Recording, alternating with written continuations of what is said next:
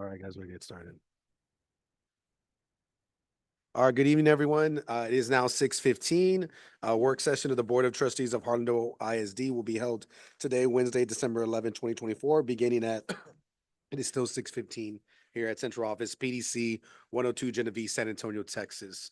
We're going to go ahead and call the meeting to order with roll call and recording of board members present. We'll have the little clicker, I believe, the little clicker.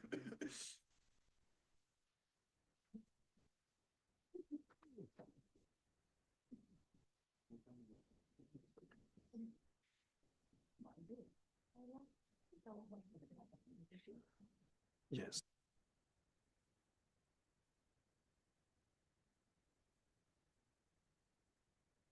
All right, we can go ahead and close. We do declare a quorum present. We do have Miss Al-Assad that is going to be out today. She is not here.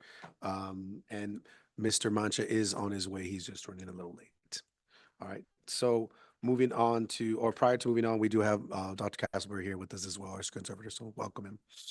Moving on to Mr. Soto, recording superintendent and staff members present, sir.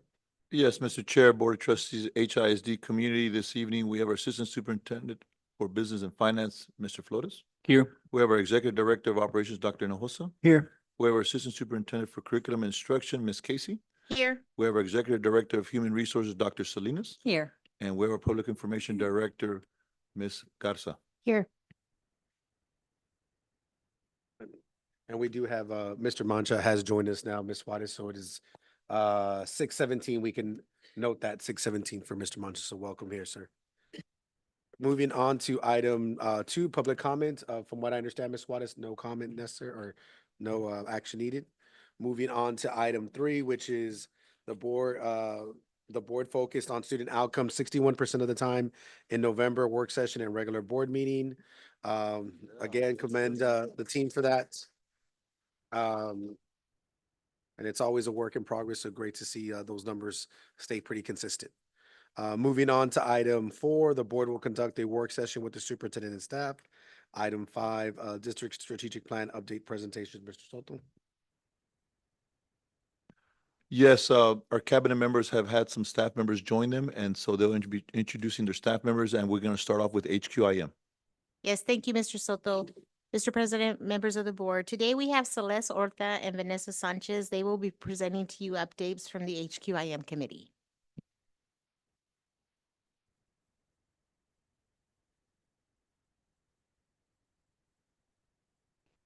Sorry. Good evening, board members. My name is Vanessa Sanchez. My name is Celeste Horta, and we are proud members of the High Quality Curriculum and Instructional Materials HQIM Committee. Today, we are excited to present with you 2 pivotal plans aimed at ensuring student success in Harlandale ISD. The Strategic Planning Steering Committee was first created to develop a comprehensive 5-year strategic plan. This plan is designed to enhance the quality of education within our district, ensuring that every student receives the support they need to flourish. Once we developed the 5-year plan, we then began to focus on our high-quality instructional material, focusing on reading, language arts, and math. The first plan, initiated by the HQIM committee, has a clear goal. We strive to see every student in our district demonstrating measurable progress across all subject areas. Our commitment to high-quality curriculum and instructional materials is fundamental to achieving this goal. The second plan, known as the Strong Foundations Planning Grant, envisions empowering our students to become resilient thinkers, confident readers, and effective writers. We believe that by fostering these skills, our students will be well prepared to reach their future college and career aspirations. In your packets today, you will find copies of the Harlandale ISD Plan for Student Success. I am pleased to report that we are currently on target to meet our deadlines with the Strong Foundations planning process. We have another segment of our committee that will be coming up shortly to discuss these topics in further detail. Thank you. We look forward to our continued collaboration in supporting our student success. We are launching 2 major initiatives to support our children's education: improving teaching materials and assessment, and better supporting for struggling students.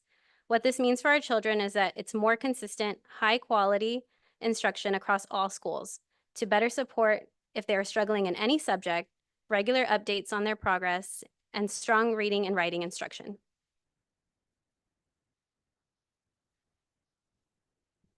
Our belief statements. We believe literacy is a process that requires an explicit and systematic approach in which all students practice and apply foundational skills. We believe that all students, regardless of current performance level, must read grade level texts that challenge them to become critical readers and thinkers. We believe that students expand their understanding of the world through exposure to a wide range of texts that build their knowledge and vocabulary. We believe that students can communicate effectively by drawing meaningful conclusions from a wide variety of genre-specific texts and citing evidence that supports their ideas and empowers them to communicate effectively. Our communication plan for our stakeholders: develop a comprehensive communication plan to enable stakeholders to provide feedback on the HISD RLA framework, which will serve as the guiding plan for 2025. Thank you. Thank you, guys. And then I guess with this one here, Mr. Soto, this is different from the item that Ms. Juarez emailed us, right? Is that the same process? Okay, it's the same presentation? Okay.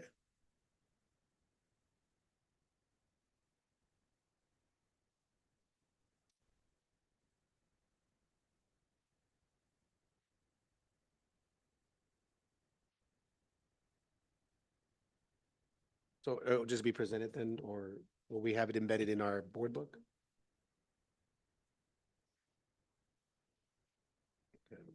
Strategic, this is strategic, that's not it, not that.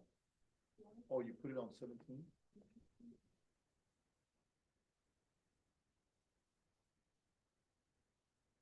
No, there are two different things. HQIM and this strategic is totally, they're gonna correlate, but no. That's its own.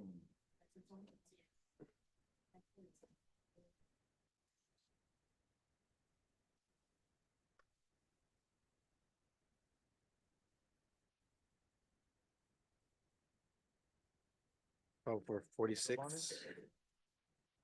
This one should be the strategic plan. We never. Is there a PowerPoint associated with Ms. Casey? Or, I'm sorry, this is actually for strategic planning. This was actually submitted last month. So that's where the documents are. It's separate from the item that's number 17. That's actually a separate presentation. but does it need to be a part of this presentation for us to review again? No, ma'am. No, sir. I'm sorry. No, sir. So that's fine. Basically, Mr. Chair, Board of Trustees, this item was slated to be presented last month. It was left off the board agenda accidentally.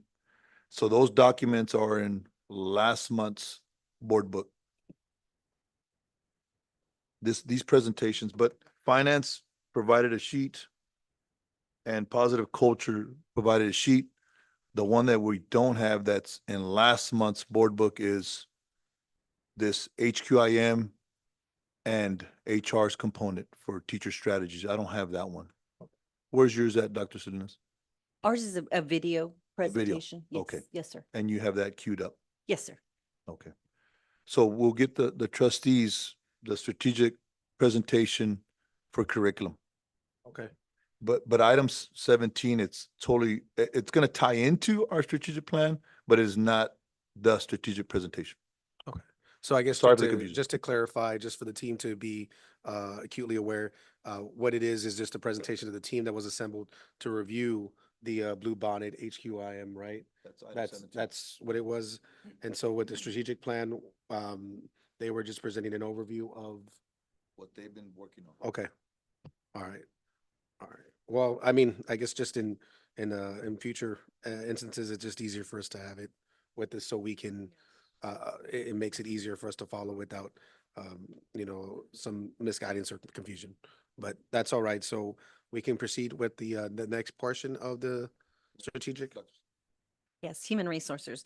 Thank you, Mr. President, members of the board, Mr. Soto and Dr. Castleberry. Ms. Guerra and I have been co-facilitating the human capital component of our strategic plan. And tonight we have Ms. Nava, principal of Terrell Wells Middle School, And we also have Mr. Garcia, principal of Frank Tejeda Academy, here to present on behalf of the Human Capital Committee.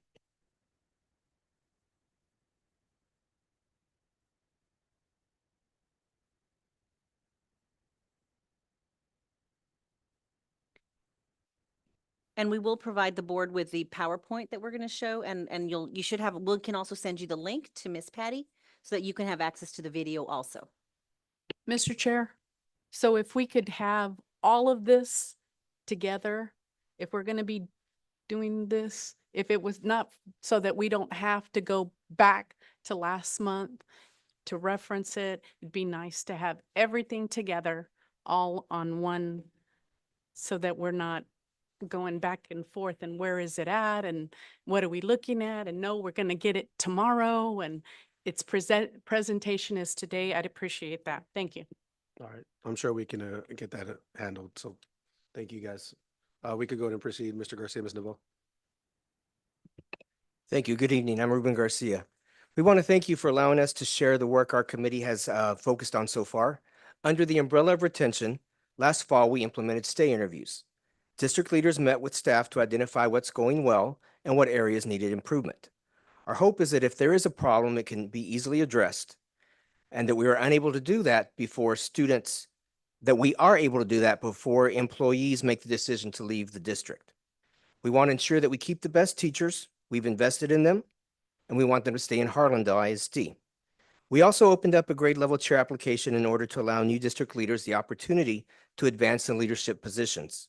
Last spring, staff had the opportunity to complete an anonymous survey distributed through the Texas Association of School Boards to obtain feedback from staff to identify what campuses and departments are doing well and what areas may need some improvement. Thank you. Excuse me. And in the area of recruitment, we also focus on recruitment because we want the best teachers in Harlandale ISD. We are working on implementing the future leaders of Harlandale. These are our own high school students who have expressed an interest in the teaching profession. We plan on having staff members mentor these students and track their progress from college admission all the way through graduation. We want them to know that they have support here in Harlandale and a home to come back to when they graduate. Another program that has seen great success is our Educational Partners Program. This program allows degreed applicants who have an interest and passion for education to start working in classrooms.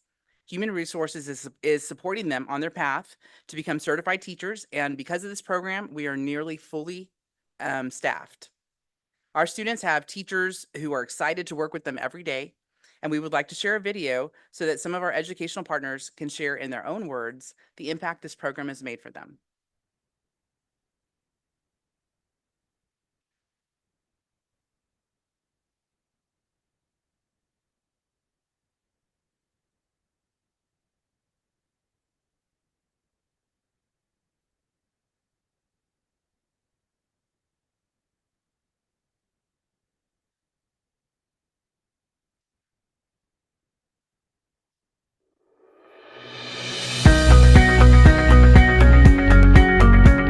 The impact that the Educational Partnership Program has made in my life, not only does it give me the opportunity to be the classroom teacher while I'm pursuing my alternative teaching certification, but it has afforded me the opportunity to purchase my very first home with my husband.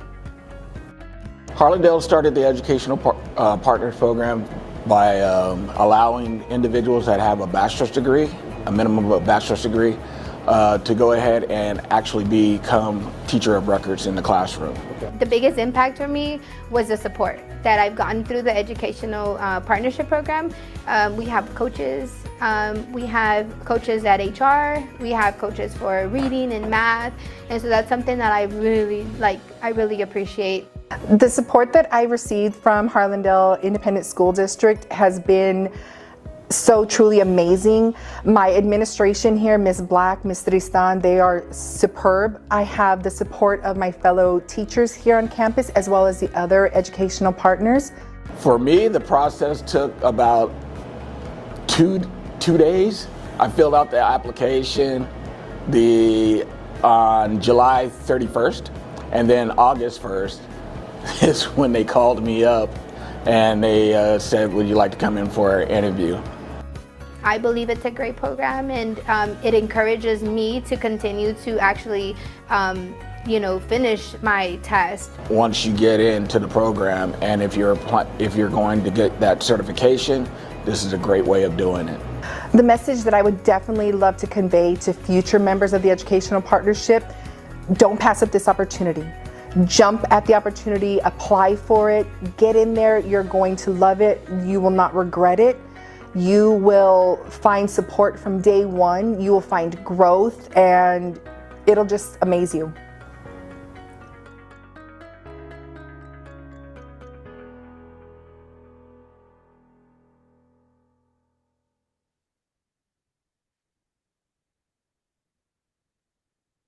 I think that's it on that part, right, Mr. Garcia, Ms. Noble?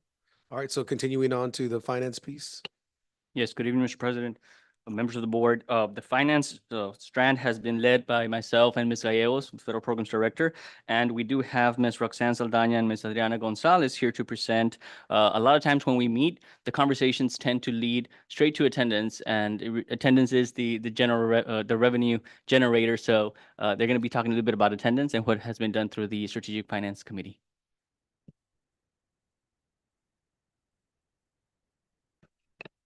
Good evening. My name is Roxanne Saldana, and I'm one of the attendance specialists here for the district. Good evening. My name is Becky Gonzalez. I am also an attendance specialist in Harlandale ISD. And I am Catherine Pena, Administrator at People Personnel, that has had the pleasure of working with these two attendance specialists in Harlandale. Initially, when we were invited in October to attend the finance, I thought, well, what is finance? Why would we be going to finance? But as we went through the conversation with them in October, we saw the direct correlation between not just finance committee, but the positive culture committee, the human capital, and the high quality instruction, and the direct correlation. Without one, you don't have the other.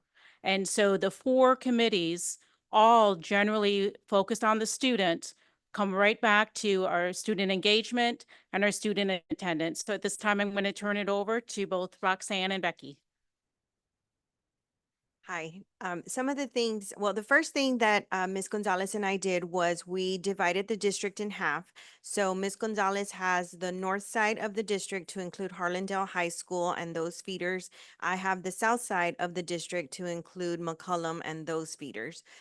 We have implemented, you do have a handout. We have implemented a QR code that we have made for every campus in the district, which makes it easier for families to upload notes, whether it be doctor's notes, family notes, any kind of note of why their student was absent.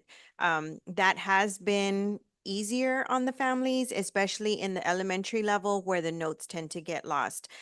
We do work closely with municipal court also to have on-campus diversions, meaning we ask the families to come on campus, get more information as to why they're missing school, and then if we have to put them on an attendance improvement plan, we're able to do that at that time also. We're able to also recognize some of the barriers that they're having as to why their students aren't coming to school. We have been able to get more information in regard to family dynamics, family income, residency, in that area. So under the bullet that lists re-engagement strategies, some of these things, once we are able to have those conferences with the families, we work with the campus staff, your school social worker, the counselor, et cetera, and we will partner with them to do home visits to then further that connection with the family if needed, if after the conversation warrants that we continue to we engage with the families. Again, all in the name of removing barriers to the students coming to school. And then we, along with that, follow up phone calls, text messages, emails. We have moved to online format that has just gone live. And so we've been talking to parents since the beginning of the school year about that electronic format. And so trying to get them more engaged in that way, collecting emails, verifying the information that the school has. A lot of times we're out there with the families or we're meeting with the families. And so we're reviewing something as simple as their home address, their demographics, their phone numbers, updating those things. It's a highly mobile district, and so we do have a lot of families that move around within our boundaries, outside our boundaries, things like that.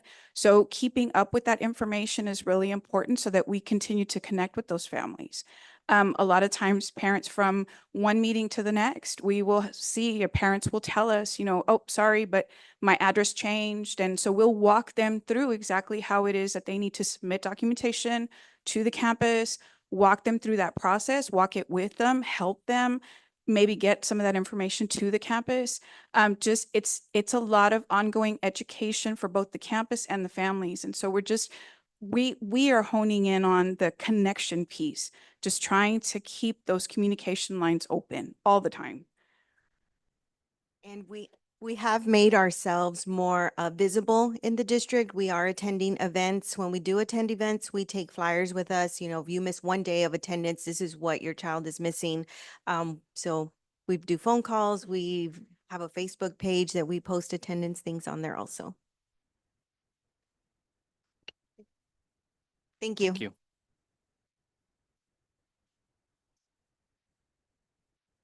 I guess we have some folks that like to ask a question, if Ms. Cavazos or. Back to Mr. attendance, Luke? do y'all do home visits to the, Yes, sir. do you go by yourselves or together or with a police officer, or how does that? Most of the time we go by ourselves, but we do work closely with the Communities and Schools Reengagement that will accompany us sometimes also. But we do safety. We've started carrying around some dog treats in our vehicles. So we also try to partner with the school social workers. And so a lot of times when you're on those home visits, you learn some things when you're having those conversations on the campus, when you're going out to do a home visit. So we always try to engage campus staff to come with us to be part of that conversation. And so we've actually partnered up, myself and my teammate with Communities and Schools, Nicholas. We actually scheduled with the Harlandale High School school social worker, Ms. Gonzalez, and we did a list that she had already accumulated several students. So we were able to map it out, through Google. You can map things out and go kind of the simplest route to get from one place to the other, and just going and knocking on doors and leaving information, leaving our contact information if there isn't anybody answering. And then if there is somebody home, then, right then and there, we've got our electronics, we've got a school cell phone that we can actually look up information in the moment if we need to. So if it's about resources, it's about finding information, so right in the moment, we're out there having those conversations. So yes. Ms. Cavazos? Yes, thank you, sir. So I have two questions. When you do the home visits and you say you're there you've learned other things and you learn of some resources that may be needed, do you at that moment give them the information for the resources that you think would best fit each home situation? Yes, ma'am. We have, we carry around resources, like a resource flyer.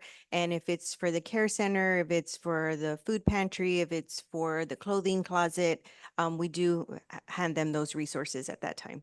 Thank you. And then second question is, if I'm a parent and I use a QR code to upload an excuse, how fast is the campus entering that information in the system? Each campus has a different time frame, but that QR code goes directly to the campus. The attendance clerk, typically a social worker and an administrator. So once they receive it, some campus it's a 24 hours, some it's within the same day. It's as they're going through their email. It does come to them in an email fashion. So if they have a stack of them on their desk, they may do those and then get their email one. So we always advise the parent, if they do not see that attendance changed in the next 24, 48 hours, to definitely reach out. Advise them to always keep a copy because they took a picture electronically, to keep that so that they do have that available for future reference, or to reach out to anybody within that QR code email. Thank you. Ms. Peña, were you going to share anything else before? Yes, so on that, if you can, on that flyer, it shows picture of the QR code, but it also shows the picture of it comes in magnets, it comes in keychains. So each campus has this as well as flyers. So they're easy access. They're easy to send home on a student folder or put on the refrigerator at home to have access to that QR code. And that does assist with our attendance, changing a medical note to maybe a partial note, which is a funded day, an ADA day versus a doctor's note, which is all day. Within that same flyer that you have, it does notate there is a dropout reduction rate. So the dropout for this year, our numbers have decreased, slightly decreased, and going back, going back to where we were 4 or 5 years ago, we're decreasing those numbers, and that's with the assistance of the attendance specialists and reengagement coordinators, as well as increasing the average daily attendance district-wide. So it's a slight increase, and any increase is a momental gain. I guess prior to moving on, Mr. Soto, so I know we're eliminating barriers and we're doing all these pieces. Again, I'm accustomed to handling these situations at my campus.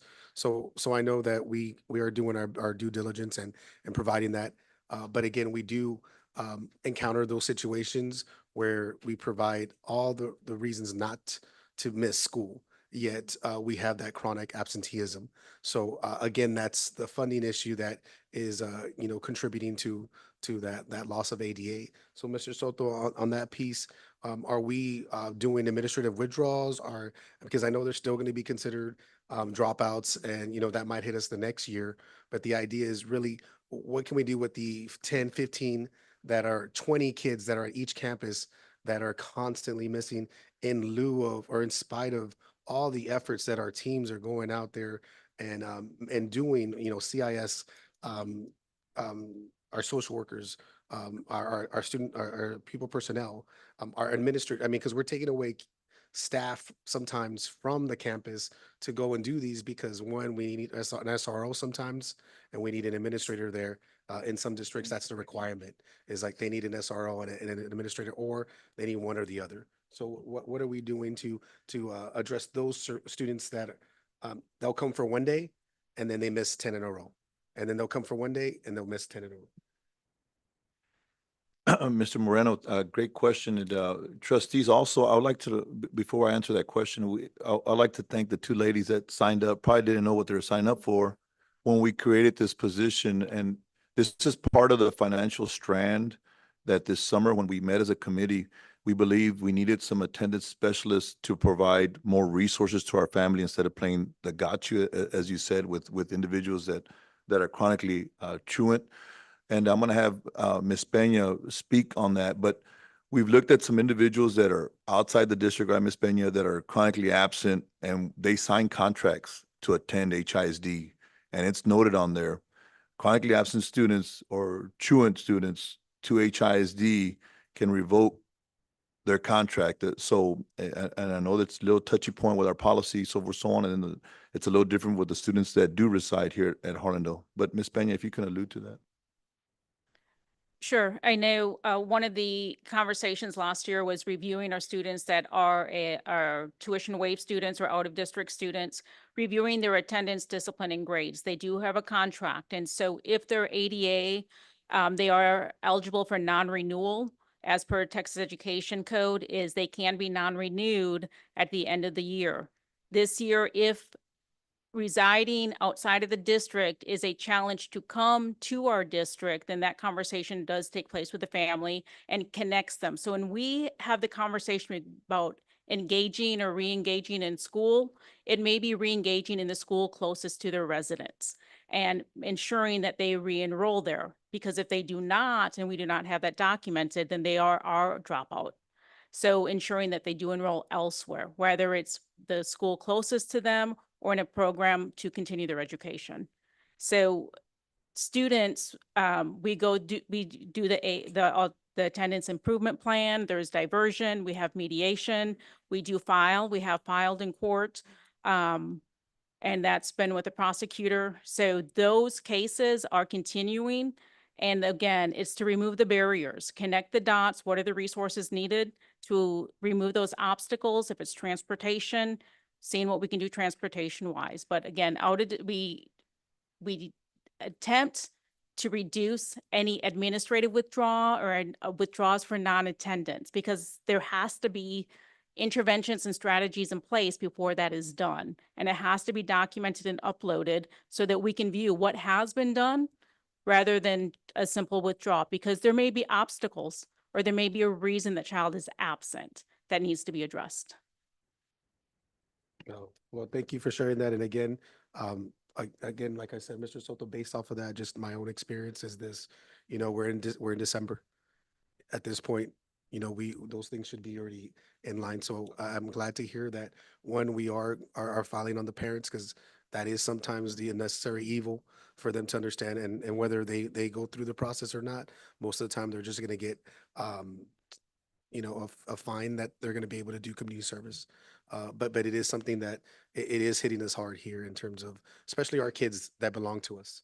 I think the other ones I think we can handle, but we really need to make sure to continue to do that, because I know we're exhausting all efforts to do that. And especially if we're in December, I would hate that these parents are potentially just milking certain situations to be like, oh, okay, well, they're not going to do anything. But the idea is we want your students here so we can enrich them and educate them. And so I'm sure, Mr. Soto, you guys are doing a fabulous job, and I know the team sees the increments and improvements based off of the attendance. So thank you. Thank you, Mr. Chair. And just to add on, Ms. Peña does a really good job of screening some of these students as well from out of district that are now, they're getting withdrawn, as you noted. So there's some districts that are withdrawing these kids for truancy purposes and then trying to enroll here, and then they call some of our trustees saying, well, you guys y'all are looking for kids, y'all are low enrollment, but you're not accepting us. And then some of y'all call me and say, hey, Jerry Soto wants to enroll. Why are you not letting them in? We need kids.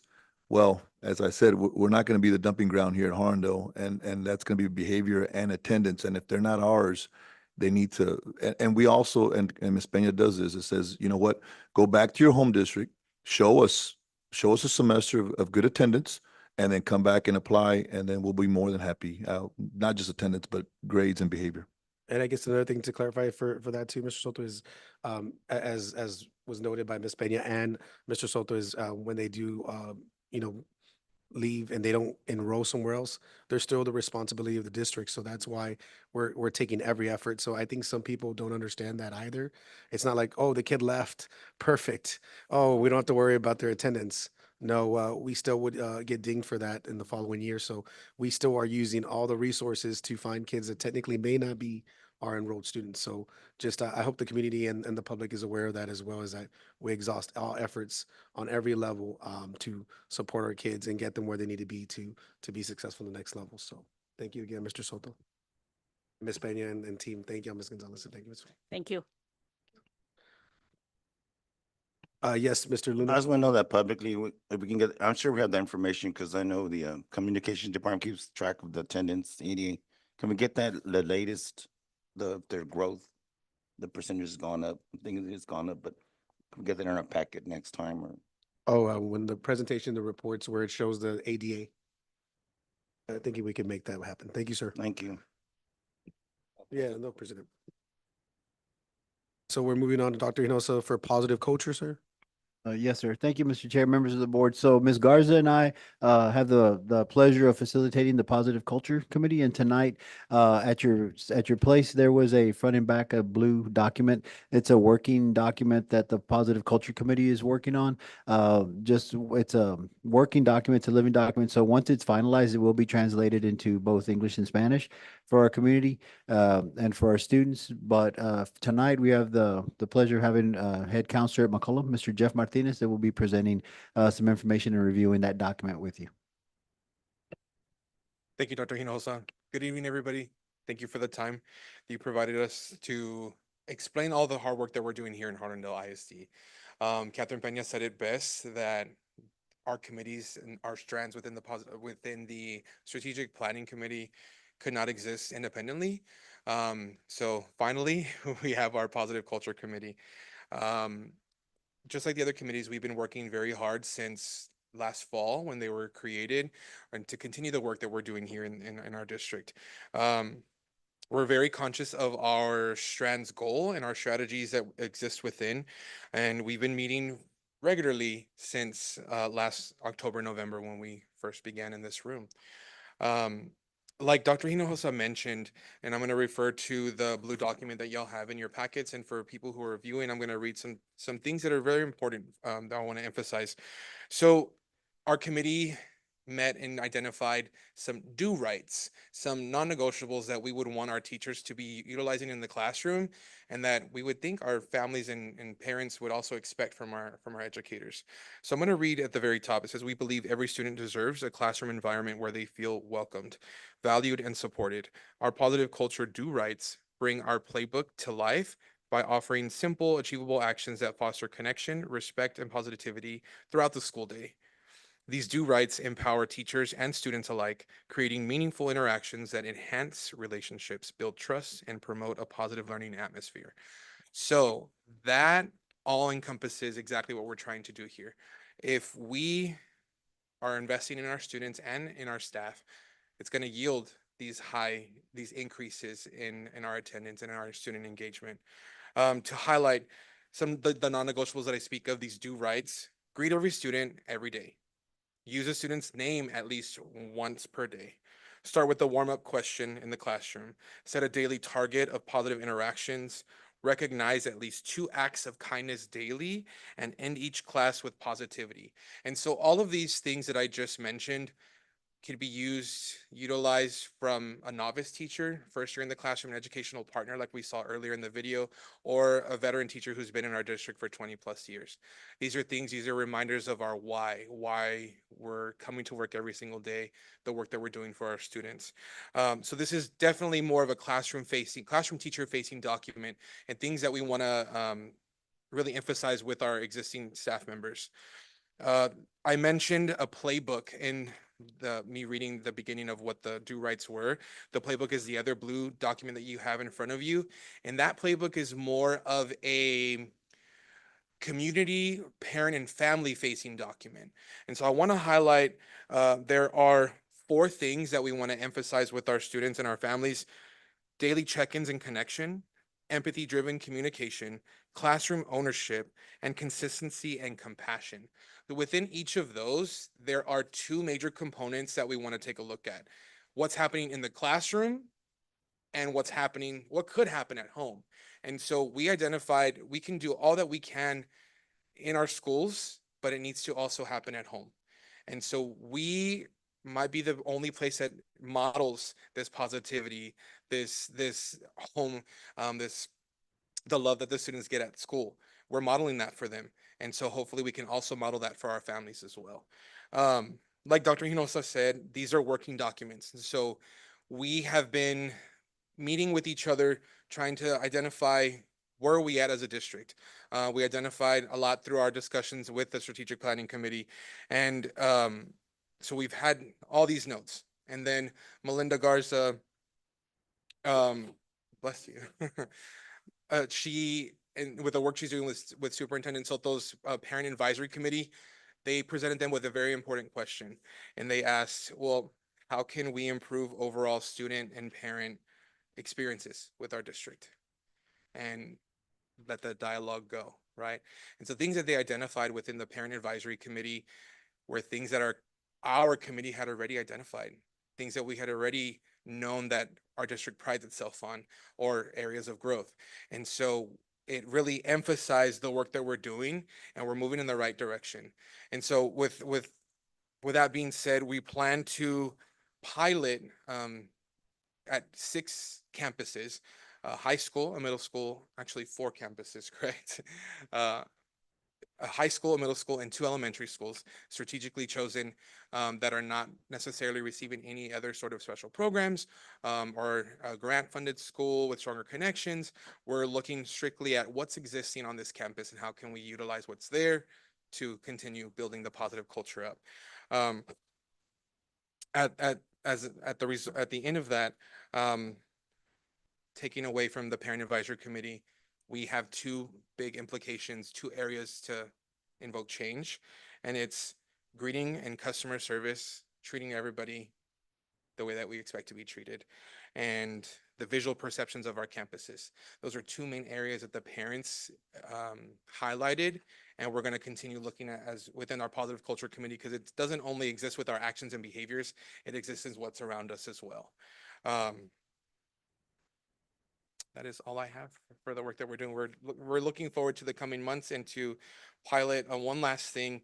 We discussed the opportunity for our committee members to do campus visits to assess existing culture that are not our campuses. So I would go to an elementary school and just pop in, and I have a checklist that I'm looking for, and just assess what's there. Was I greeted at the front door? Did they ask for my badge? Was I allowed to go past the front office? Things of that nature. And was the grass cut? All from those small details to, do we hear staff having great conversations with our students? And so these are things that we're really looking forward to uncovering and to highlight campuses who are doing phenomenal jobs already. Thank y'all. All right. I guess anyone have any comments or concerns or clarification needed? Mr. Chair, Yes, Mr. Mancha. do y'all intend to go to any PTA meetings and maybe hearing what parents are concerned about? That's and, great. And stuff like that, or going to other revenues, basketball games, football games, and just getting a little bit of a conversation with some of the parents, see what they're seeing and what they're noticing. I think it's a great idea to go to the campus, but if you really want to get to the main course, I would go to PTA meetings and any kind of parent coffee, stuff like that they have, and maybe get a little bit of a feedback from the inside source. Of course, thank you for saying that. So we do plan to take more perception data into account. It's pulling from many pieces of information, like you're saying, for the campuses that do have PTA organizations and PTA meetings. That would definitely be a place to go and sit in at, maybe hear what they have to say there, and be in the community, right? To see, to observe, and to even ask some of the board members too, things that they've observed and see. So we have a lot of ideas moving forward on how we can continually assess and utilize data that already exists, something that is not needed for a survey or things that we need to send out. It's things that we can see for ourselves, and we can use our own perception, of course. And it's getting some good quantitative data from central office and from Kathy Peña's office, because she has data everywhere. So, but to utilize exactly what's already within our hands and that we don't have to spend any more money on. So, any other questions? Ms. Cavazos? Yes, thank you, Mr. Chair. I say this often because it's true. Our children spend more hours of the day at our campuses than they do at home. Yes, ma'am. They learn by leadership. Whether we have good leadership in place or not such good leadership in place, they're going to observe, they're going to watch, they're going to follow. Because on those more hours of the day they spend in our campuses than they do at their own home, that's all they see most days, every day. If we can truly implement these due rights that are going to be, as a matter of fact, it's one of those things you do without thinking, without having to read this every day. If we can instill that in our staff and our employees, those children are going to follow that leadership.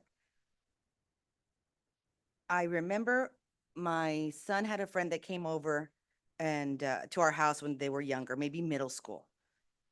And when the young man left, he stayed 2 days at our house. I asked my son, was he okay staying here? Did he feel comfortable? He goes, yes, Mom, but he says our family is weird. And that's exactly what I did. I was like, we're weird?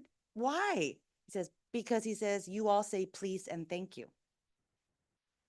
And this is what I want every family to think is weird. Because when you notice something different, you want to know, why is it different? It's going to pique curiosity. And I'm hoping it piques the interest of the home life, that they will have this due rights at home. After all, Harlandale ISD is forming not just the foundation of education for these children, but it is also forming them to be good citizens, good characters, good adults. So I applaud you for this. Thank you so much. Thank you. Our committee is very proud of this work as well. All right. Any, one else for Mr. Martinez? Yes, Mr. Luna? Yes,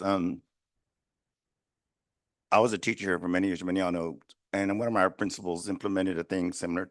When I went to the first meeting, went to the parent advisory committee meeting the other day, after hearing the session from Dr. Hinojosa, I thought, this reminds me of champs. We used to do champs, which was cheer or what, I forgot what it was already. And this was required for us to do when they walked in the room. And my thing is, the pushback you're gonna get, it's just gonna be pushback because people are people. That's my saying daily. People are people. The guy killing somebody in New York, people are people. They're getting mad, they get happy. So we gotta set the right culture. So that goes back to us just really hiring the right leadership, because like Ms. Cavazos says, they're gonna follow the leaders. They're gonna follow the leaders what leaders do, whether they're good leaders or bad leaders. So I applaud what you want to do. I just want to see how it's gonna be implemented. If it's gonna be implemented across the board. Like I was the one that implemented, kind of asked Mr. Soto, could you go put our H on all our campuses so people know this is a Harlandale campus? And they went and did it. And now people pass, each campus has the letter H.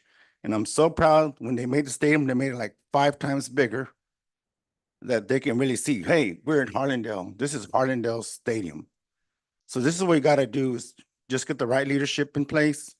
And I think people will they will be attracted to our schools and be attracted to our campuses, and we'll get better results. That's what I believe. Thank you. I agree. Thank you, sir. We discussed that with our committee and strategically picking the campuses that we picked to hopefully do a soft launch with in the spring, because we're conscious of the timeline that we set with each other, and we're going to hold each other accountable. And regardless of all the things that we have within our own roles at our campuses or within the district, we realize that it's bigger than our caseload or bigger than our campus load. So we're really looking forward to, yes, we expect the pushback, but we hope that they can see the bigger picture like y'all are seeing. Thank y'all. Yeah, the last piece right there, Ms. Martinez, just again, these things are simplistic and informed, right? These are things that I would say 85% of our staff do every day. And so it shouldn't be difficult. The one thing I see some difficulty is just meshing that with the practices and routines of our parents. But other than that, I think it would be fairly reasonable and practical to see this achieved. And I mean, you go to any campus, you'll hear them calling them by name. They'll hear them, hey, instead of, hey, come over here, you're in trouble. It's like, hey, what's going on? What's going on? Okay, this is why I need to talk to you now. Okay, so those are all things that I'm sure are being already established at the campus level. So I think you guys definitely meshed those ideas amongst the group, and it came out through here, and I can see it coming to fruition much quicker than some people see, as long as it's done with fidelity, right? And like everyone here on this team knows, is we got to have good leadership. If the leader's doing it, then everyone will follow through, because ultimately it's you reflect on whoever's at top. So it's good to see and good to hear. So appreciate that to your team, and again, thank you guys for presenting that to us. Which is the next one, Mr. Soto? Oh, that'd be it. So before everyone leaves, I know some of us already left. I'm sure our team here would just like to commend you guys for taking the efforts. I know sometimes, as I think I forgot it was Dr. Salinas or maybe Miss Casey, that she might have volunteered or volunteered some folks. But the idea is that they still came in willing to do the work, and do it on the basis of improving stuff for the standing of our kids. So thank you guys for taking that time and effort. So. And hopefully our parents are aware too that we're very pleased with their efforts as well. So thank you for that. So continuing on to item 6, the board will review and discuss the purchase of a district-wide unified communication platform for an estimated cost of $75,015.75 from Parent Square via TIPS contract 230105. Mr. Soto, is that for Ms. Garza or for? Yes, Mr. Chair, Board of Trustees, just to give you a little background, you probably think like, wow, didn't we just do this going into this past summer? And Ms. Garza will kind of let you know why we're trying to pivot here with this new platform. Ms. Garza?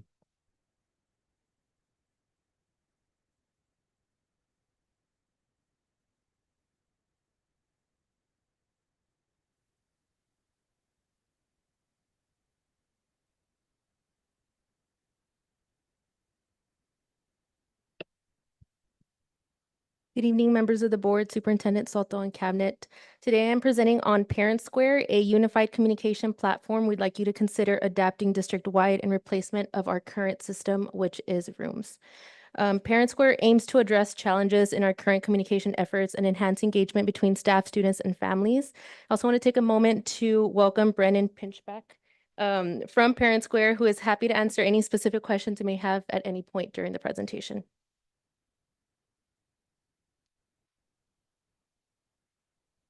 No.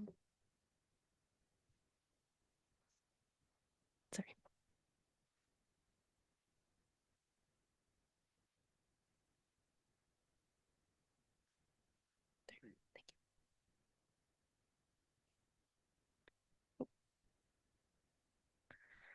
So the challenge that we have right now, and again, this is district-wide. This is not one specific campus. This is what we're hearing from across the board.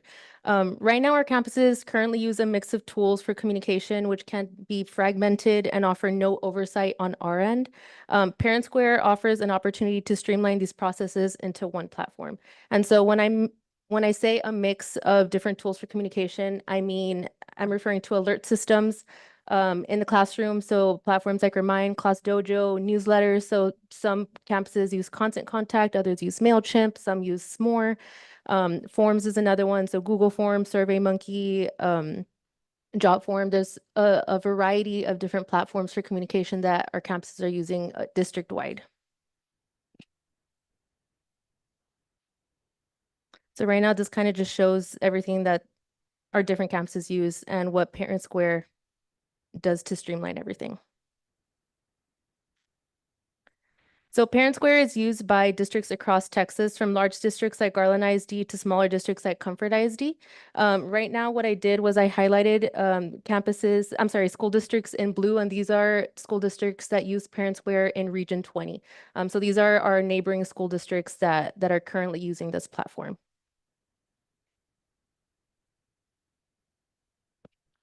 So nationally, about 38,000 schools are using this platform. They are servicing about 22 million students nationwide. In Texas alone, about 400 school districts use Parent Square, and that's servicing about 1.1 million students. So how is Parent Square different? What sets Parent Square apart from other platforms we researched, including our current one, which is Rooms, is its ability to unify several communication tools and ensure teacher privacy efficiency. So why Parent Square?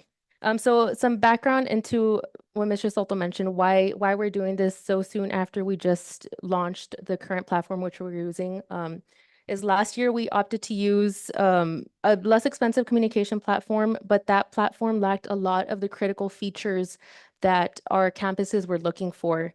And so this experience has highlighted the importance of investing in a tool that fully meets the needs of our campuses. What we found is a lot of critical gaps, and we hear it from our parents, teachers, and campuses daily. Since we launched the current platform that we have, it is one of the biggest complaints our department receives, is everything that the current platform is lacking. And so Parent Square offers the features and flexibility we are hearing from our campuses, and they have solutions to that. And so I'm going into these topics individually. So virtual phone add-on, invoices and payments add-on, and the actual unified communication platform. So these are the topics I'm going to be going into the presentation. So direct messaging, this is really big in our district, is English and Spanish translations. So something really neat that that Parent Square does is real-time two-way translations. And so a teacher can send a message, a direct message to one of our parents, and if their home language is in Spanish, they're going to receive that message in Spanish. If the parent sends or replies to that teacher in Spanish, the teacher will receive it in English. So they're going to be receiving it in the home language that they have. Miss Melinda, Yes. and as currently right now, if a teacher sends a message to our parent, can the parent respond back to the teacher Currently, yes. in a text message? In a direct message Direct, through the app, yes. Yes. So one of the really, really neat platforms or add-ons that we learned from Parent Square is the virtual phone option. And so this is an add-on. And so essentially what this is a bonus layer of convenience and privacy that makes communication more efficient. And so we have several several campuses that use apps like Google Phone. The issue with that is that we have zero oversight. So if a parent or teacher are calling, if they're talking to each other on the phone, if a situation were to occur, it's hearsay. We don't know what happened. We don't know the context. We don't know what happened. The really, really neat thing about this add-on is that there are live translations or transcriptions. And so us as administrators, if someone comes to us with a situation that occurred, we can ask them what date that phone call occurred. We can go in and we can read a full transcription of the entire phone call. And so that's really going to protect the parent and the teacher. It can protect, all parties involved. And so this is what that platform or the way the user interface, so it'll look on your phones. And so you can, another really cool thing is, again, we don't want our teachers to be giving out their private cell phone number to parents, right? So this is going to give every individual user a number. And so that's the number that they can give out, and it'll essentially be calling through the app. This can even work with Mr. Soto. If Mr. Soto doesn't want to be giving out his cell phone number, he can give this out, and anyone can assign office hours. And so if a teacher doesn't want anyone to call after 6 p.m., they can block that off, and the parent can still call and they can leave a message, and the teacher will get it when that office hour ends. So this is what it'll look on the family side. So it looks like a regular phone call. It doesn't look like it's through an app. And so it'll come through the dedicated virtual phone number. They can save the number and call back that exact number. It's not going to be changing every single time. Again, if calls are returned outside office hours, callers are sent directly to voicemail and can leave a message for that teacher. So this is what the virtual phone would look like in action.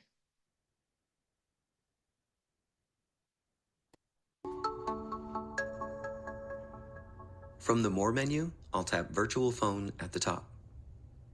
Here is my virtual number. Below are my call logs. More on these later. Choosing Start Call at the top takes me to a searchable directory. I'll search, and then select my call recipient. Tapping the phone icon initiates our phone call. Both parties are informed that the call is being recorded, and while we talk, Virtual Phone is working. Let's end this call. Once finished, I can take notes, select a student if there is one associated with this recipient, and indicate the reason for our talk. Now let's switch to the web and check out our comprehensive call reporting. Here we are. Selecting a call from the report or our call log gives us that amazing Parent Square oversight. I'll choose this call from the log. Here we see who was called, regarding which student and why, with some additional notes. Above is our recording. View transcript provides a deeper look into the conversation. Here we have a recording with dynamic playback and talk track analysis, providing a breakdown as to who did the talking at what points throughout the call. Our transcript is easily readable, and we can even search for key moments from within our conversation. So very, very detailed. Any teacher, if they remember a conversation that they had, but they don't remember what date, they can search for specific words, and they should be able to find it that way. It's also organized through topics.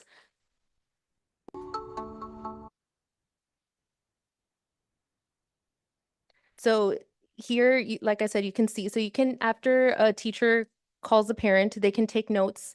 They can mention the student that it's regarding, and they can also put reason for call. So there is a drop-down menu that mentions attendance, checkup, you know, stuff like that. And they can basically categorize it into different topics.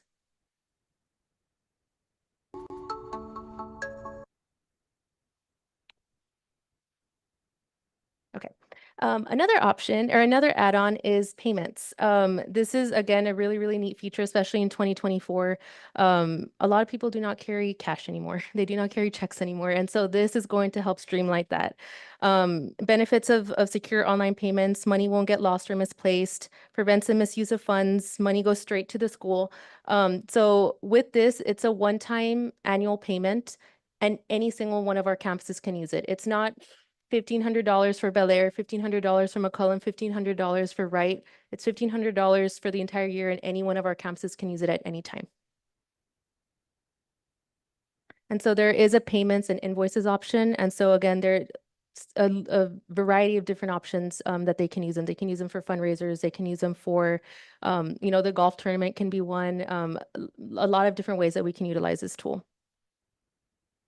So cost breakdown for Parent Square as a whole. The total cost for this year would be $75,000. The virtual phone add-on is $23,100. Invoices and payments add-on is $1,500, and the unified communication services is $50,000. The funding source would come from the general fund with a free soft launch. So Parent Square is offering us a 6-month trial period, which is very generous of them. We let them know the current situation that we're in, and they let us know that they were offering to help us launch it with any campus that wanted to try it out, teachers that wanted to try it out, parents that wanted to try it out from January until June. And they can test it out. They can find any bugs. And they can let us know. We can get their feedback in real time, and they would not charge us for that 6-month period. That's the soft launch details.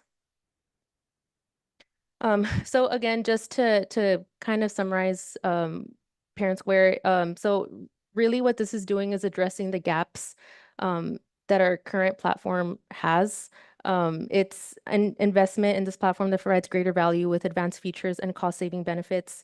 It consolidates multiple tools into one platform. It ensures accountability and security communications. It enhances parent-teacher interaction with privacy safeguards, and it supports multilingual engagement with real-time translations.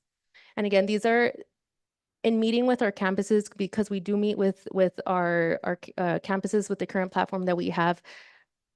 Currently, Parent Square addresses a lot of the feedback that we're getting from our campuses, and so that's why we are, you know, we're pursuing this platform, because they are answering a lot of the questions and issues that our campuses have.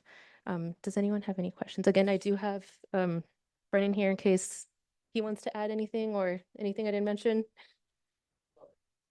Having here today, and thank you, Melinda. A few things that you addressed very well. The virtual phone piece. Everybody can hear me. The virtual phone piece, you not only can do the transcription, you can actually do the recording.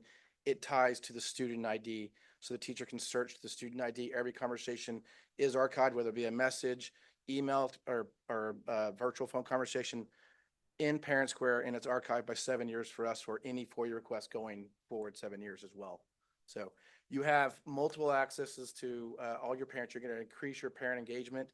You're going to reach them in their preferred modality: text, email, or app. They don't have to have an app to have a conversation with the school, the district, or the teacher. And you're going to reach them in their preferred language. So we're going to pull the language from a sender, and it could be not just Spanish. It could be Portuguese. It could be any language they speak in the district. You're going to reach that parent in their preferred language, not just in the messages, but their newsletters. They're going to get newsletters from the principals, from the teachers. That's going to be translated as well in their language. So again, thank you guys, and I can address any questions if you have them. Ms. Cavazos? Yes, thank you. I actually have quite a few, and I'll try to speak really fast. You already answered. My question was, how long will those transcripts be saved? You said 7 years, correct? Yes. Is this platform only between the campus and the parent or guardian? District-wide. But it's only the communication between a teacher and a parent?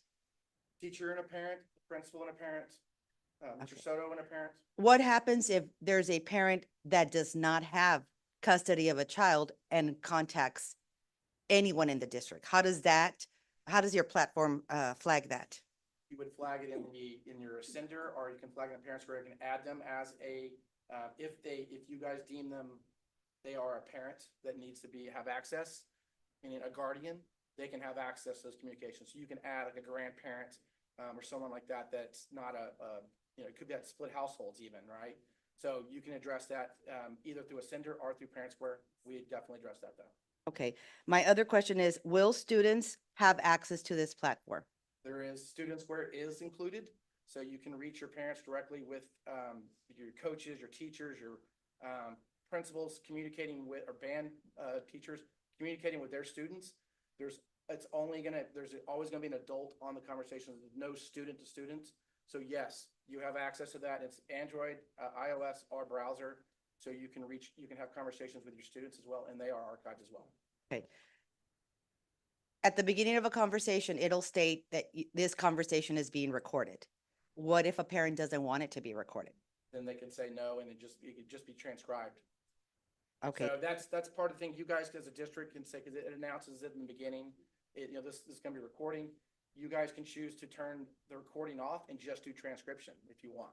So because some parents will hear that message up front and think it's a robocall or something like that and hang up on it. But again, the numbers are assigned to every member of the district, the teachers and the administrators. So they'll have, as long as they're at the district, they'll have that same number. The parents can save at the beginning of the year, save Mrs. Smith's number, and for the parents, and they have Mrs. Smith, they see that's Mrs. Smith calling. But if you want to turn off the recording feature, you can, and just do the transcription. Okay.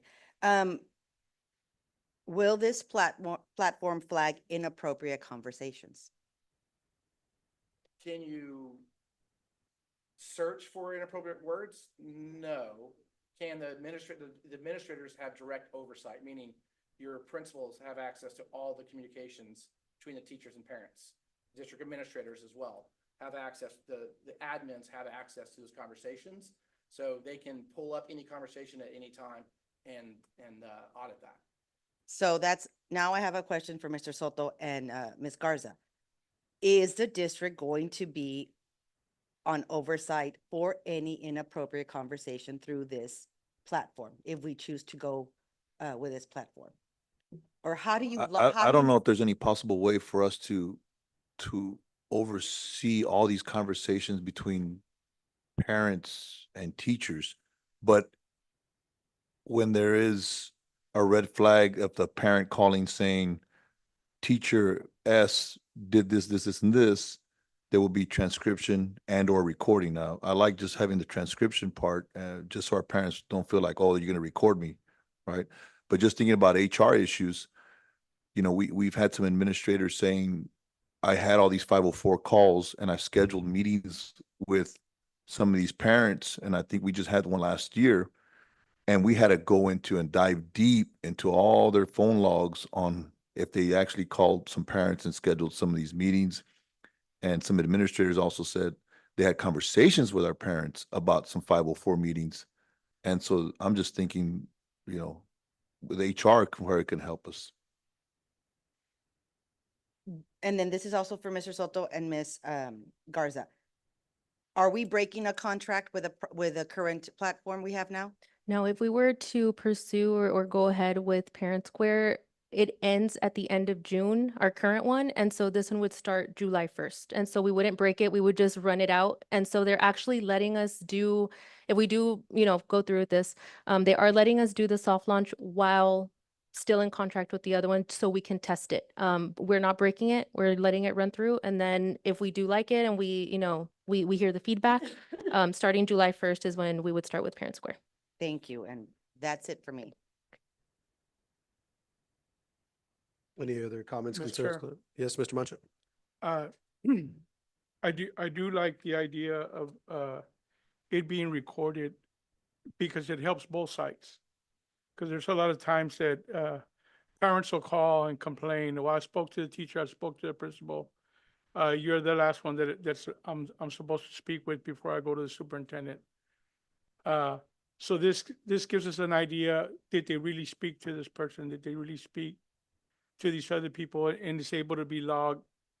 And administration be able to take care of all of that. And you're never going to be able to control whether there's going to be any kind of vulgar language. And there is already. This way, at least there's proofs that there was misconduct. So to me, that's a big plus, either on each side, because sometimes teachers might lose control and might use vulgar language, and the parent can also reflect on that. So I kind of like the idea. I think it'll benefit the district 100%, especially in controlling a lot of the stuff that's being said that's not really true, that I've spoken to this person, that person, and then it goes to the superior. So thank you. All right, anyone else with comments, concerns, clarifications? Mr. Luna? Yeah, what my colleagues allude to is what I'm thinking legally. I know I see our police officer here and he has a camera, and they were always supposed to help us and help this and that. But if you got a good lawyer, you can suppress the data. Are we going to be in that situation with this information now that they know we have this information? Are they going to, is the Open Records Act going to be affected by this? I mean, we have to give the records, those are public records, so to speak. So that's what's trying to see if we're going to open a can of worms. It's going to be really behind. I can see the benefits, like Mr. Mancha says, and as a teacher too, it's, you have so many things going on, but also that leaves us open to liabilities. It might open. So how does that work? So that's what I wanted to ask. So currently in our current platform, we do have DMs. We have, to my knowledge, never received a public information request of DMs from any of our teachers, parents, students. It's not typically something that not to say it's not possible, and to my knowledge, it's never happened before. But we are currently in a platform that does that. As far as the DMing part, this would have that as well, in addition to that the virtual phone. All right, anyone else? I have a question. Yes, Ms. Reese? I see like we talked about the student square. Is that included in the price that was given? Yes, okay. Any other comments, concerns, clarifications? Ms. Mr. Ortiz? Chair, so we have the soft launch. I'm curious if we don't completely cut off, how we're going to assess a soft launch if we don't completely cut off what we're doing now. Like start, I don't know, February. Like say, okay, throughout the district, we come back from the Christmas break, and in order to effectively assess what Parent Square can do, I think we have to do it 100% and find out if it works or not just take, okay, 12 or whoever wants to use it. I think we need to, I'm just suggesting, is that how we're going to do a soft launch, or we're just going to allow whoever wants to use it? And what if you only get 10 people using it? Is that a true reflection of whether or not it's going to be an effective tool? I don't know. So I will say, a lot of our campuses are not using the current platform that we're using, even though we're paying for it, because it does not offer a lot of the tools that they need. And so we recently had an 1.5 hour long meeting with one of our high schools about, they came with a list of 2 pages long of everything that they needed that our current platform does not have.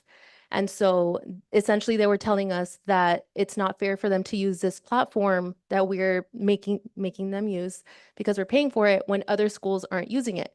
And so they mentioned the other high school and how they weren't using it. And so we went into our data and we checked, and we saw that they're not using it. Most of our campuses are not using the platform that we're paying for because it doesn't offer the tools that they need. So it is answering a lot of the questions at our campuses, a lot of the gaps that they're needing. And so I think in this soft launch, by telling them everything that it offers, the newsletters, the virtual phone, the DMs in multiple languages, everything that it's offering, they're going to be on board because they're issues that they've already brought to us. And so I know that they'll be on board. Again, these are issues that we're hearing from our campuses on a daily basis. Why doesn't our current platform do this? Why doesn't our current platform do that?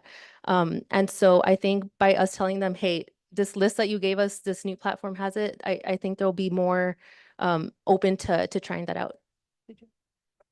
Adding to that, your team earlier was talking about the attendance notes and so on. Parents were on those automatic attendance alerts.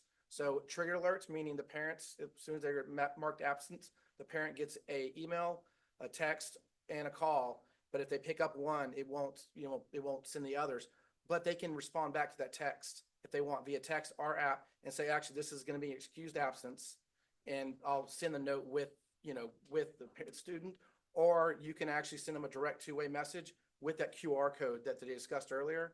And the parent can scan that QR code from there and respond with a note.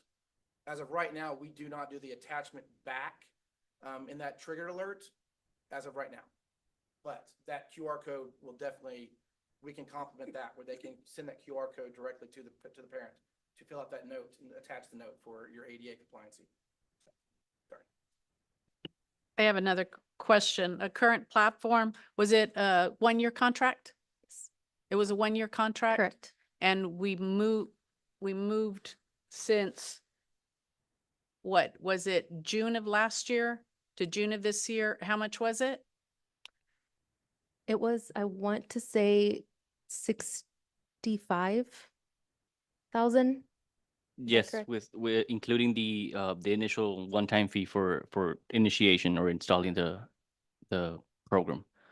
The renewal amount is 42,000. That's the renewal? That would be correct. So what's the total amount that we amount- paid for the 1-year contract? $69,550. And the year before, what? We did not we have didn't one have in one. place. Okay, so we'll start this $75,000 that we're being asked to approve. Right? $75,000 would not start until July of next year? Correct. Is that, Or Yeah. July 1st. July 2025 to July 2026? August 31st. Yeah. June 31st, sorry. That's 2026, yes. June. 1-year contract. So, That date right? Sorry. Mr. Sendes, can we do that? We have elections in May. I'm just wondering if legally we can approve a contract by this current board to do something that is not effective until July. Yeah, if the, you gotta, amend the budget, if you don't have the resources, it's effective, when, because there'll still be board members that took action, and that really is moot. It doesn't matter. This board takes action and combined, as long as it's a legal contract, you have the proceeds, you amend the budget, yeah, it's not an issue. My last comment would be, is that, I think we go all in. If you're gonna do a soft launch, you can't just say, oh, you have the option. I think the only way to assess it so that we don't go back and say that, oh, Parent Square isn't for us. I think what I've heard in this presentation is wonderful. Because you might go to different events, you hear different things from parents saying this, or this. And it's like, I don't really have the necessary information to be able to help you, but call Mr. Soto's office. And whether they do or not, I don't know. But what it sounds fantastic. I'd be curious to find out how many of the school districts in Bexar County are using it. I know you put up a list, but it was just really quick. But this is just my personal feelings, is that I think we go all in and then we assess it at the end of the 6-month trial period. Thank you. All right, so continuing on, I guess I have a good number of questions kind of related to it. So based off of this, just to clarify for everyone, all the features, the add-ons are included and would be included in the July 1 official launch if we go proceed, correct? Just to clarify. So. Or are we adding that piece? No, so the 75,000 is with the add-ons. So the 75,000 is with the virtual phone phone, Add-on. which and- is 23. The invoices and payments is 1,500, and the actual communications platform is 50,000. So that totals the 75. Okay. So just- it's not 75 plus 23 plus 1,500. It's a Just to 75. be clear, yes. Okay, so the first question is, based off the information you shared, will staff have to use their own device? Or in addition to that, can it be used on a laptop or tablet similar to like Google Voice? Was that an option Yeah, or? yeah, you can. The teachers can use, again, their phone or their laptop, their school issue laptop. So it's browser-based or phone-based. Teachers have to pick there, so browser or app. So they can use their personal phone to use virtual phone, or they can use their desktop, their laptop to do the call as well. Okay. Or the messaging or any of their activities than parents wear.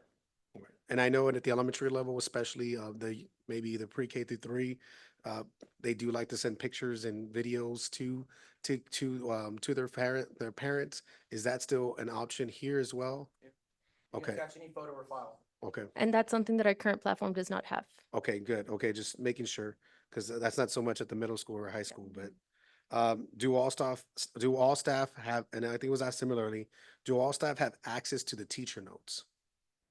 Because that's one thing that at a school district we would love, because we want to see, oh, what did they say about this situation? Because if we're having issues with this, or we're having some positive situations with the student, it's a great collaborative effort. It's permission-based, so if you're given permission as an admin to see those conversations, usually it's a principal at a campus or at the district level, could be Melinda, could be Mr. IT Soto. or something. So it's completely permission-based. You guys pick who should have access to those.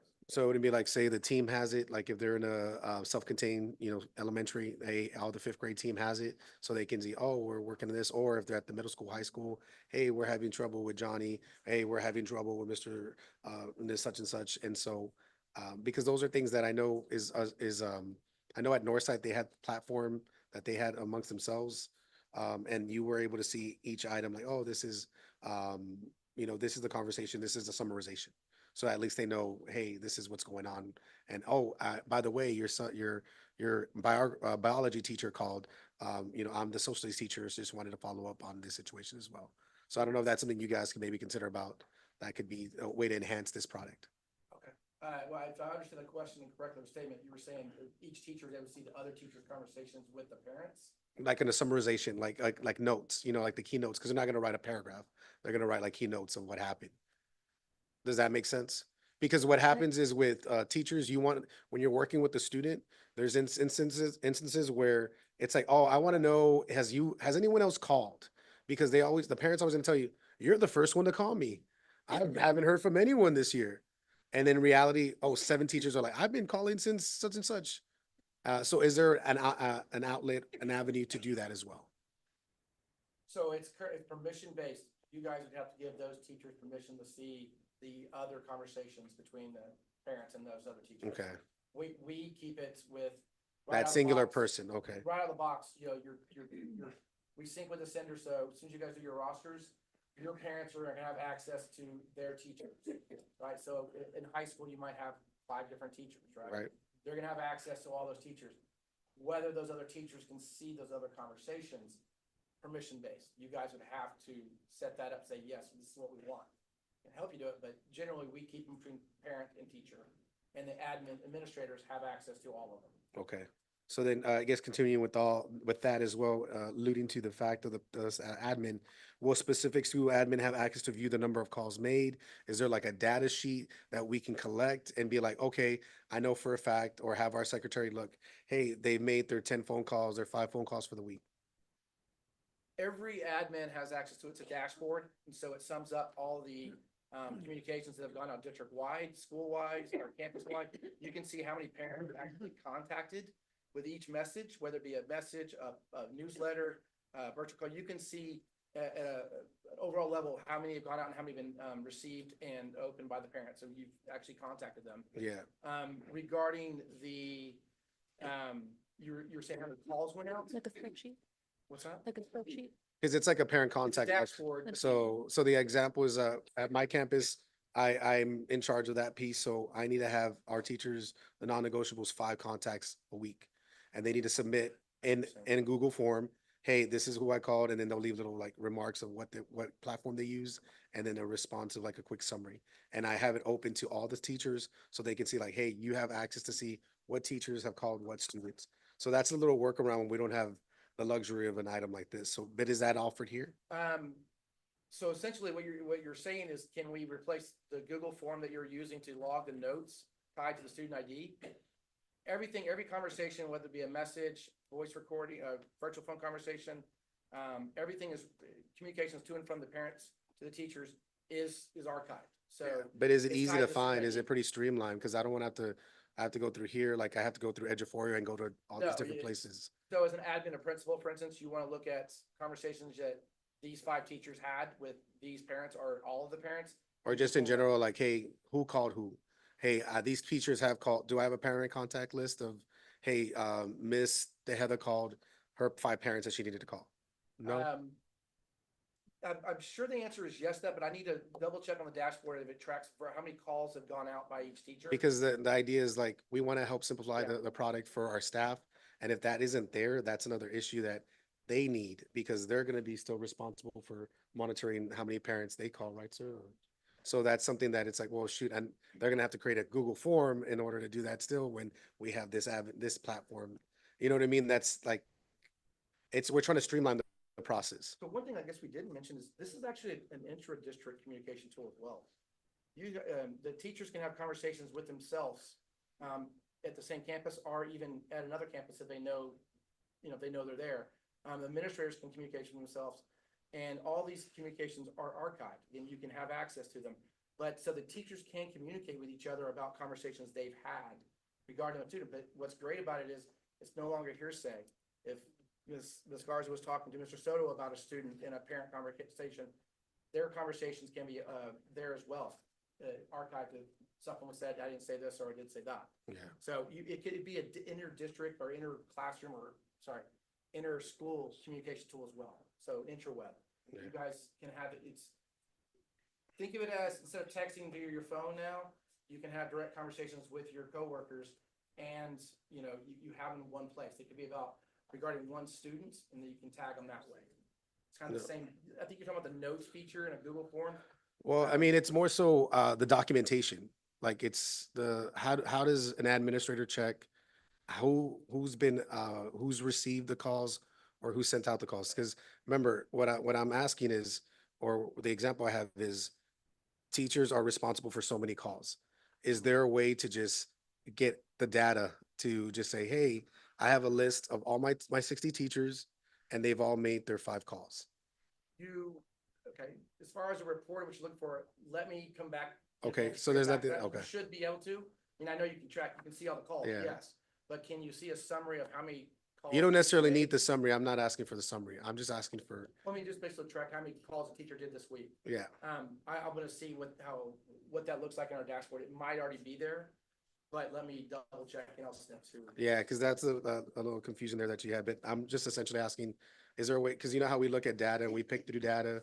That's the idea too, is like sometimes we're just looking to see who's made who's done their part in communicating to the parents. So Just Ms. it's simple, just keeping the documentation. Excuse me. Yes, ma'am.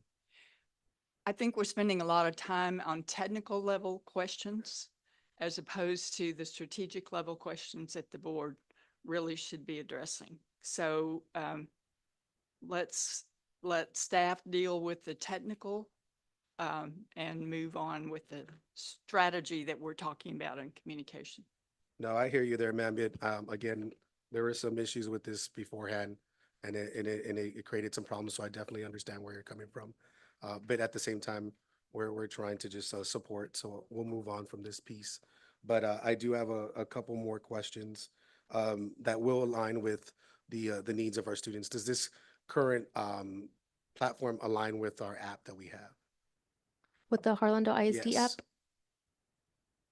I would, well, Because that's What how do our communications between our parents, that's an idea of how to keep everything centralized as well, right? The rooms app, correct? yes. So That we would be replacing that. There would be, the Parent Square app, they can communicate via the app, email, or text. The parents don't have to have the app, but it is all in one place. So if they have students at 3 different campuses, they don't have to go, they have all of them in one spot. So to be elementary, middle, and high school, and they get all their communications in that one app. So it replaces. Yeah. Yeah. So before we went with rooms, we still had our Harlandale ISD app that our website, we update basically. And so we're not getting rid of Aptogee, which is where we house our website. And so anytime my department makes an update on our homepage, on any news articles, live feed, anything like that, that's being updated through the app. And so that's not going away. And so anyone who wants to access the information we have on their mobile app versus going to harlandale.net, they can still do that. We're not going to stop posting on it. It's now just having this additional, it would be replacing the rooms part of what we currently have. Yeah, okay, because I just want to make sure, because I mean, that's another financial constraint that we would have that impacts, you know, us being able to provide for our kids. So we want to make sure that we're not doubling up on pieces if that's able to be done, or we can merge them. And- That way we can maximize output. And that's currently still something that is happening. And so a lot of our campuses that are using an app or a platform like Class Dojo, that's not housed in our app. That's still an additional app that they have on their phone. If they're using Remind, if they're using any other app, Living Tree, there's, you know, a slew of different platforms that are offered to parents. So this would essentially be that. It would replace Class Dojo on their phone, and it would now just be Parent Square. Okay. Well, thank you. Again, I know the level of questioning was just based on the amount of money that we've invested already to support meeting the needs of our parents and our students. And so it was just, it's imperative that we are clear and concise to understand what we're rolling out, because I know there was a lot of confusion in August, and actually we didn't roll out the platform until like September, October. So we want to make sure we're clear on this, because communication is one of the key pieces that this board is honing in on, and that's why we want to make sure that every detail is put in place. And I'm sure Mr. Soto is doing his part as well. So we'll entrust him to do that part as well. So that's it with the comments that I had, the clarification I needed. Any other comments, concerns, clarification needed before we move on? All right, we'll proceed. Thank you so much. All right, item number 7, which is review and consider information from administration regarding the school district's current plan for repurposing the Morrow Center. Dr. Nosa. Yes, sir. Thank you, Mr. Soto. Mr. Chair, members of the board, as you recall, at the last month's board meeting, we had a discussion with 4 options for the discussion as to what the intent for the remainder of the use of facility at the Morrow Center would be. And so with some of the feedback that we received from the board members at last meeting, as you can see, we whittled it down from 4 options to 3. The first option, all 3 options would be to convert the current cafeteria to the permanent home for our board meetings, and then also be set up in a way to be efficient with the use of that facility, of that boardroom, to also be able to set it up to have trainings, or be able to have it as another PDC for staff and professional development. But all 3 of the options would have that permanent conversion of the cafeteria to the boardroom. And then the options really is just kind of an interchanging of pieces as far as which departments would be located. Option 1, currently the Sosa Center and the Care Center currently have already been moved over to the Morrow Center. And so again, options 2 and 3 would just be a combination of certain departments here from central office relocating over there, and then kind of supplanting or removing again back from their current location back to the Sosa Center. So 2 and 3 are basically a combination of any of those moves. But in terms of the most cost effective and the most effective for time and use of staff, because it's really difficult to coordinate the moves from central office to those individuals as far as the time of the year. The most cost effective, again, for both staff and for the cost, would be option 1. And that would be everybody at central office staff wise remaining, and the personnel remaining, continuing to leave student support services and the care center at the Morrow Center. and then possibly utilizing the current Sosa Center and the Care Center as revenue generating, be able to do it as an office rental space. And then again, making the permanent conversion of the cafeteria to the Harndale boardroom. Are there any questions or specific regarding the three options? All right, any comments, concerns, or clarification needed on this? I have On a- any of these three? Ms. Mr. Reed? Chair, I have a question. My question, I guess, is to cabinet. Are you guys okay with staying here? Well, I don't want to speak for all of us, but I know Mr. Soto was, I guess, appreciative of the three options in the order that they were in, so. Thank you. That's all I needed. Mr. Chair, you know, Ms. Reese, you pose a great question. Eventually, this district will need a central office, you know, and we all know that. The roof is bad.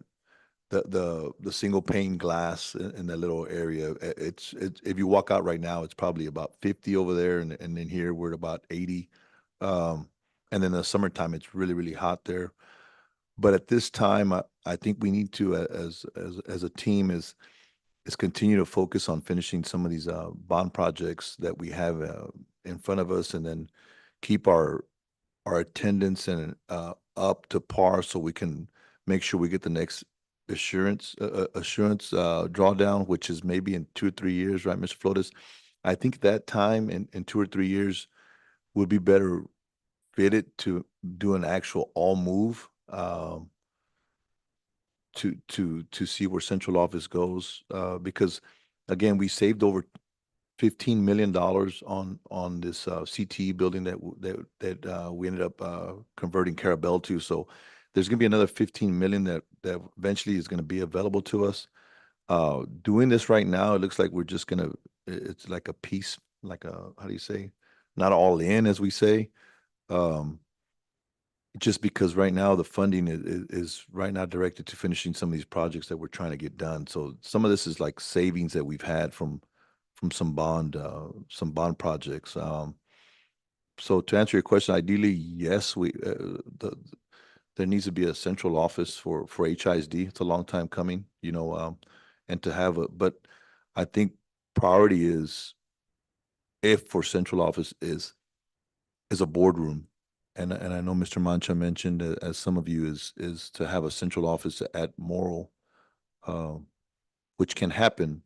But for right now, we think money-wise, moving, if the board chooses, is to have a boardroom there in the cafeteria, because as of right now, there's not a big master plan that can't be pivoted on if we do move central office, the boardroom to the cafeteria. All right, and I guess just to clarify on this, on these options, then we would have central office, a current central office occupied. Is that what's? Yes, sir. If it was option one, either way, it would be occupied, but Mhm. option one keeps it kind of in place as it is now. And it would just be, and then also the funding would be, or the amount of funding that would be needed would be simply to convert the cafeteria, because the Care Center and the Social Center staff is already currently in occupying the other parts of Morro Center. Okay. And would there be if we were to, you know, like you said, a full all-in, what would is there a plan yet for this area here at all? So if we made a full conversion of moving all of central office over there, then Sosa Center and Care Center would come here. So this space would be occupied. Yes, Mr. Chair, a Harndale Care Center would come here to central office, and then the Sosa Center would have to go back to where they came from.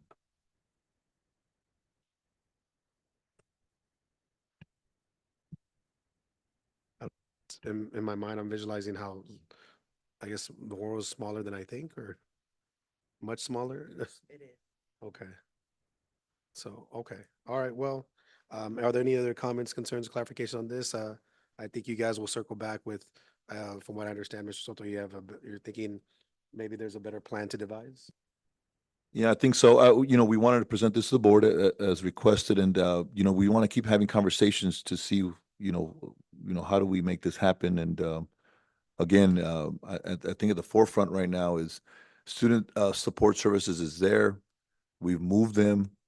And for us to pivot to move them all the way back or move them to another location, because I'll tell you what, the central office doesn't look big, but we are cut up really, really good. We're with some personnel in here, and we just wouldn't be able to duplicate that with student support services and the Harndale Care Center, all of us three at Morrill right now.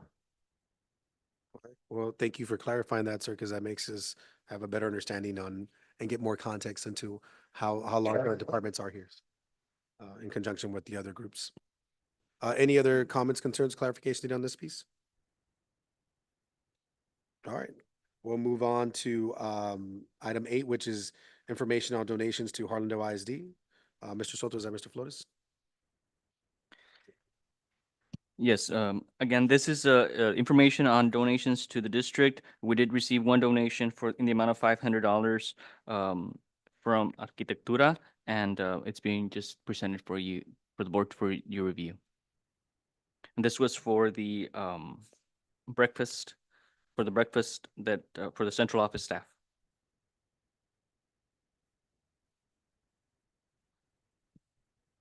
Any other comments, concerns, clarification needed? No? All right, proceeding forward to number 9, or item 9, the board will review and discuss the 2024 campus improvement plans. And I believe Ms. Wattis did send us a link with, or a drive with all the items already in them as well. But they are here. So Ms. Casey, please. Yes, sir. Thank you. So every year, every campus must conduct a needs assessment based on their data, and they get input from all their stakeholders and complete a new campus improvement plan.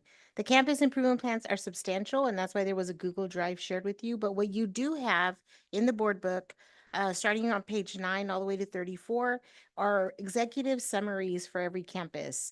It's basically their priority focus areas and then their priority goals. And for Adams, across what all campuses do is they look at their data. We walk them through and we met with them early in their TPES, looking at their data to determine what their goals were. Their goals actually align with the district goals as every campus contributes to the district overall average. And so as they increase, so does the district increase. And that's how the goals are developed. For Adams, their focus will be reading and math. They also are looking at their bilingual students, and attendance is an area that they want to improve. Their areas of focus are campus culture and teacher retention. These are actually, many of the areas of focus are going to be repeated from what you heard from our strategic plans. As everyone knows, this is very important to the success of schools. At Bel Air, they're looking at reading and math as well as improving math and reading scores and attendance with the focus in the area of school culture and then instructional practices. Collier is actually looking at all content areas. It is reading, math, science with a particular interest in special ed and bilingual.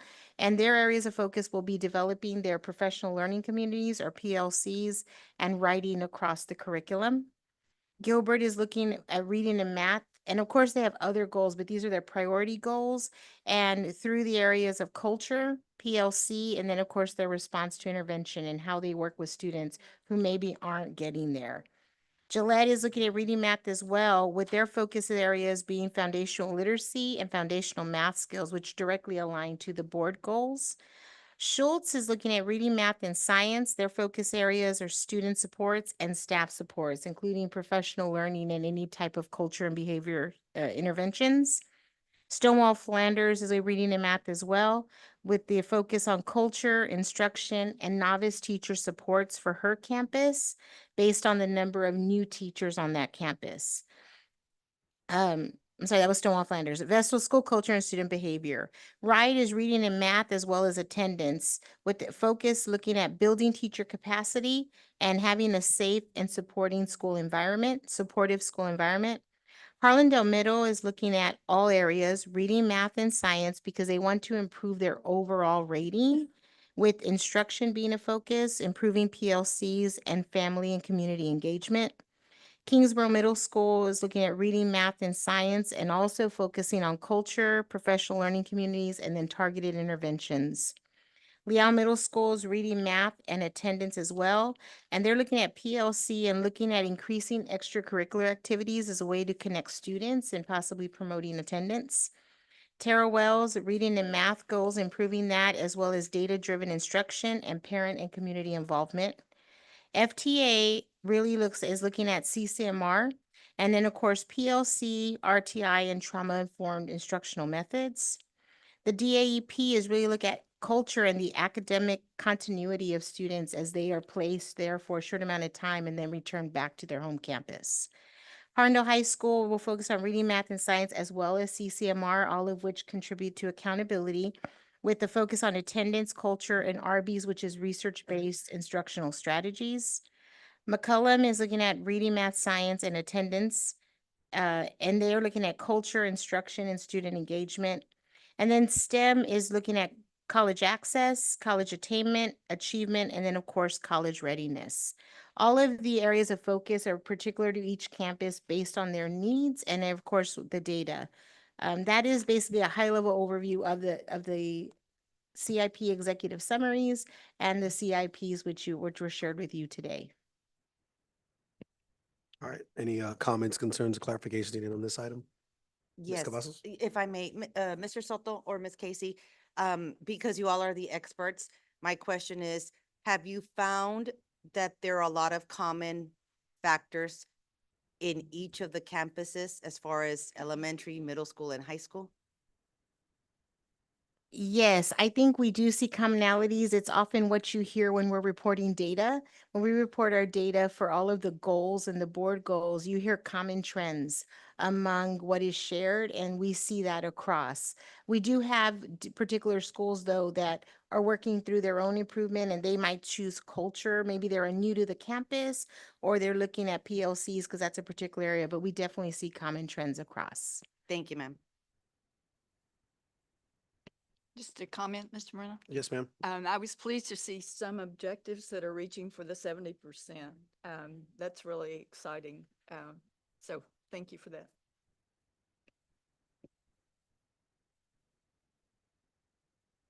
All right, so moving on to the district goals, and I know Ms. Casey referenced that most of these align to it. So Ms. Casey, when you're ready to proceed, please. Thank you, sir. In addition to having an annual campus, every campus having a district improvement plan, our district is required to have a district improvement plan.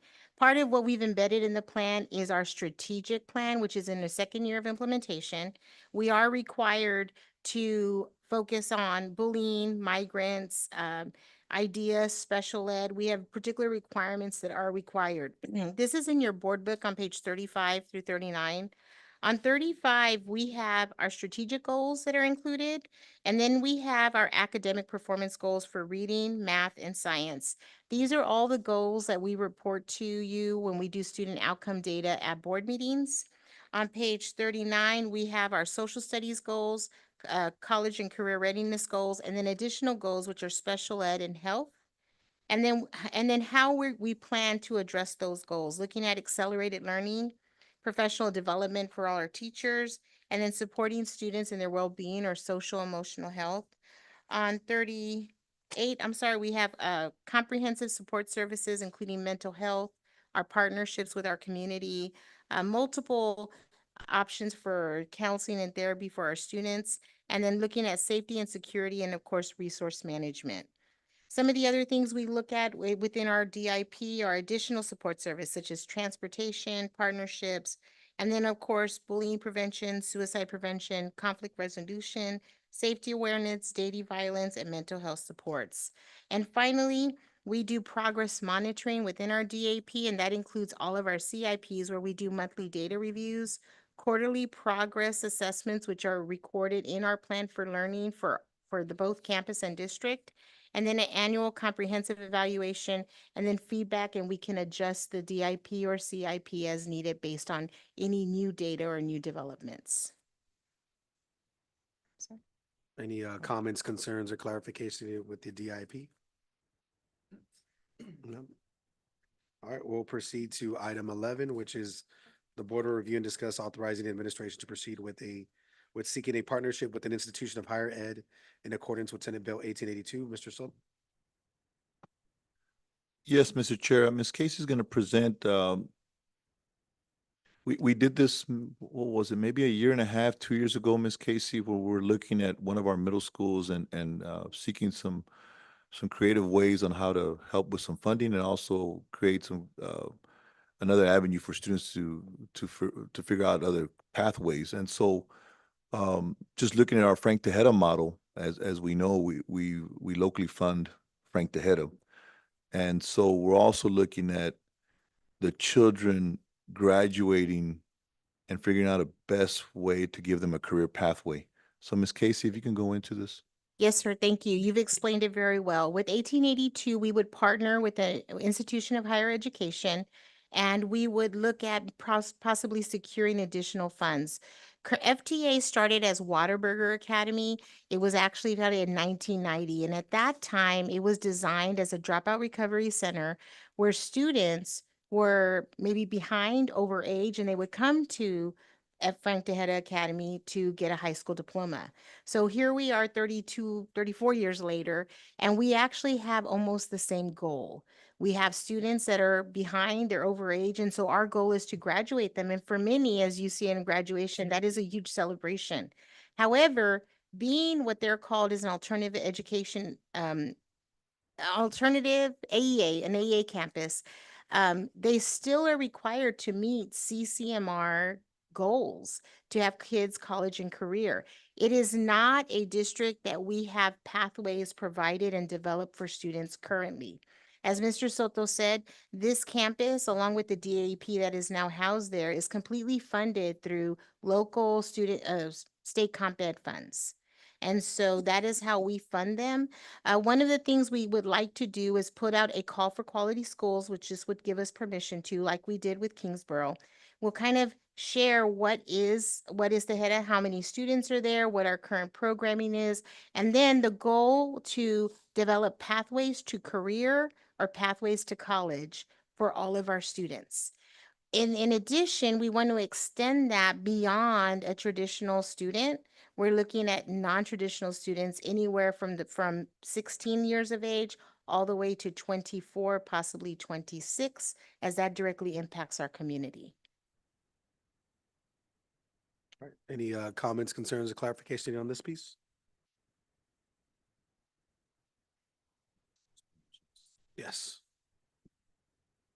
No, again, it's an opportunity to see what's available and hopefully to maximize the supports for our students in potentially pathways that they can follow. Yes, sir. And at any point, like we did with Kingsborough, we probably went into 4 or 5 steps and then we stopped in the process. We may not have anybody that would like to partner with us. In the event they do, then at that point, we would bring that option back to the board to decide whether or not that is an option. And then we would start designing a program and what that would look like. All right, well, great, thank you. Moving on to item 12, the board will review and discuss the request to purchase from Brothers Produce of Austin through the Purchasing Cooperative Region 20, Texas 20 Food for an estimated amount of $500,000 with funding from Child Nutrition Funds. Mr. Soto, I guess this is Mr. Flores. Yes, the next 3 will be for Mr. Flores. So just proceed, sir. Okay. So yes, sir, this is a requisition over 50,000. CH Local requires us to bring this for your approval. We had initially brought a similar request back in July. So for the first semester, so this would bring us through the second semester in the amount of 500,000 for Brothers Produce of Austin through the Purchasing Cooperative Region 20 or Texas 20 Food. Okay. Any comments, concerns, clarification on this one? No? Continue, sir. Item 13 is for Labatt Institutional through the same purchasing cooperative in the amount of 1,700,000, again, to be funded through the Child Nutrition Program. Question, sir, so you can proceed. And item 14, it is for review of, again, a requisition over $50,000 for, Dairy Farms of America through Purchasing Cooperative Region 20. The estimated amount to complete the school year is $1 million through the 2024, through the end of 2025 school year. All right, any comments, concerns, clarification needed on any? No? All right, we'll proceed to item 15, which is the board will review and discuss the school safety phase 3 fencing project from De La Garza Fencing utilizing by board contract 657-21 at an approximate cost of $55,740 utilizing the district safety grant. Mr. Soto, is this Dr. Nosa? Yes, sir. The next two items, one on fencing and one on mechanical. All right, so Dr. Nosa, if you can proceed, sir. Yes, sir. Thank you, Mr. Chair. Yes, sir. As you stated in reading the subject, so this particular item is the next phase of fencing to bring us up to what the 25-26 mandates will be for safety and security for our campuses. In this particular phase, it would be for the back end of Schultz Elementary School, which runs along where the dog park is in the city, through the playground area. Harndale Middle School and Gilbert Elementary School, and then Harndale High School as well. So those are the four that would be, so the fencing in this would be raised up to 6 to 8 feet, depending on the current, fence line that's next to it, adjacent to it. All right, any questions, any comments, concerns, or clarification needed on this item? Yes, Mr. Chair, if I may. Yes, Ms. Cavazos. And I don't know if I'm allowed to ask or not, so Tony, please stop me if I can't. Have we used the La Garza fencing before for projects here? Yes, ma'am. They have provided fencing in a couple of projects, and they also were part of the previous phase of fencing. And that's what I wanted to know. So they're the ones that started when we initially had to it was mandated for us to put fences, and we're just continuing with them through this second phase of it? Yes, so then we've also competitively gone out through buy board and gotten bids as well, and they've always been the one that's come in with the best price and at the quality as well. So they're not necessarily the low bidder, but they have been ones that have provided the really good quality service for us in the last projects they've done. Thank you, Dr. Hinojosa. That's exactly what I was looking for. Thank you. So we'll continue on to the next item, and I know Mr. Soto wanted me to note that item 16, instead of buy board, it's Choice Partners contract, and that will be reflected on Monday's meeting. So if you can, Dr. Nosa, proceed with that. Yes, sir, that is correct. So this particular item would be if approved at the board meeting, would be the purchase from American Mechanical Services. And this would be to replace one of the chillers at the 800 building for McCollum. Currently, it gave us problems over the summer during the days when it was really hot. So we had to go and we did, our foreman did an excellent job, and the staff, the crews did an excellent job of repairing it. But it's still currently working at 50% capacity with the one that's existing. And so for Monday, we'll be seeking approval again through the make sure I read it correctly, the Choice Partners contract number 24//0472C. And we'll seek approval on Monday to purchase or to replace that particular chiller, so it'll for the 800 building. All right, any comments, concerns, clarification needed on this item? All right, well, I appreciate that, sir. Proceed, moving on to item 17. And this is individual items. Consider and approve the adoption of high quality and instructional materials, Blue Bonnet for the 25-26 school year. And I know we can preface it to let our team know that it is going to be a long overview, so just to be prepared for that. In the event, Mr. Resendez, instead of taking a break, at any point, if someone needs to go use the restroom or anything like that, as long as we have a quorum, we're okay to still. Correct, as long as we have a quorum. Okay. So thank you, Mr. Soto. Yes, Mr. Chair, as noted, this will be an action item. We are, and Ms. Casey will go into detail because we are applying for a grant, and that's why it's time sensitive. Okay. So Ms. Casey, obviously, I know you guys were planning to bring this to us last week, but you guys were waiting on some of the folks from that group to present. So please proceed, ma'am. And I know we'll catch Ms. Cavazos back up. There's a Thank you, lot of sir. information to go over. Yes, thank you. Do we have to document, Mr. Resendez, because we are like in a work session? No, we don't. She's just, I think, not gonna be like she's gonna be gone for an hour or so. I mean,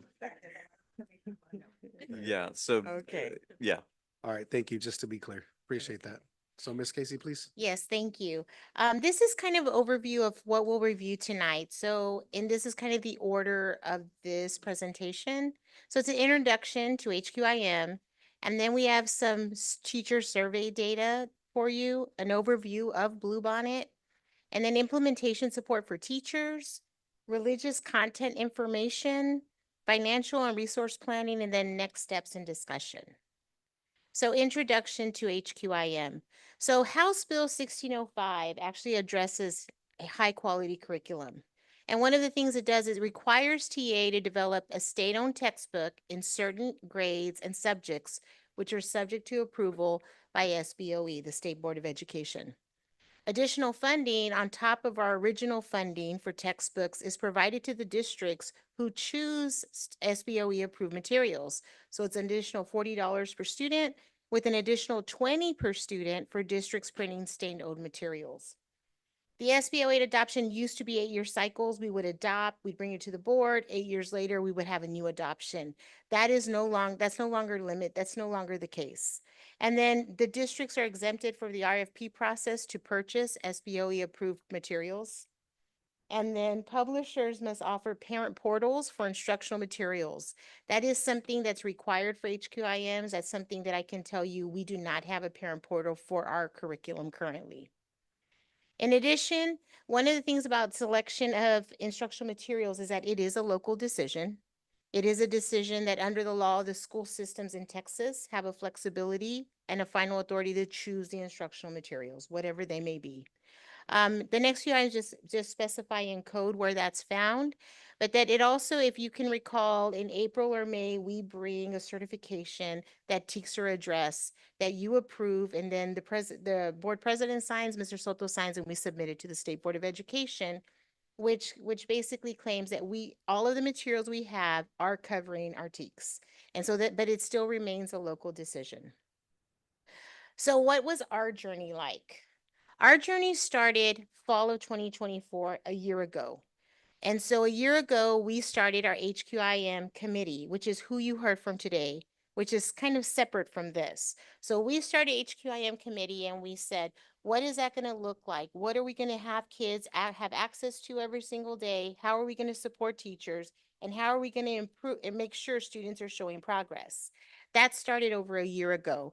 Our HQIM committee, we did a few things. We looked at the materials we have. We looked at the programs that are available. We actually started visiting schools that would allow us to visit that are implementing HQIM.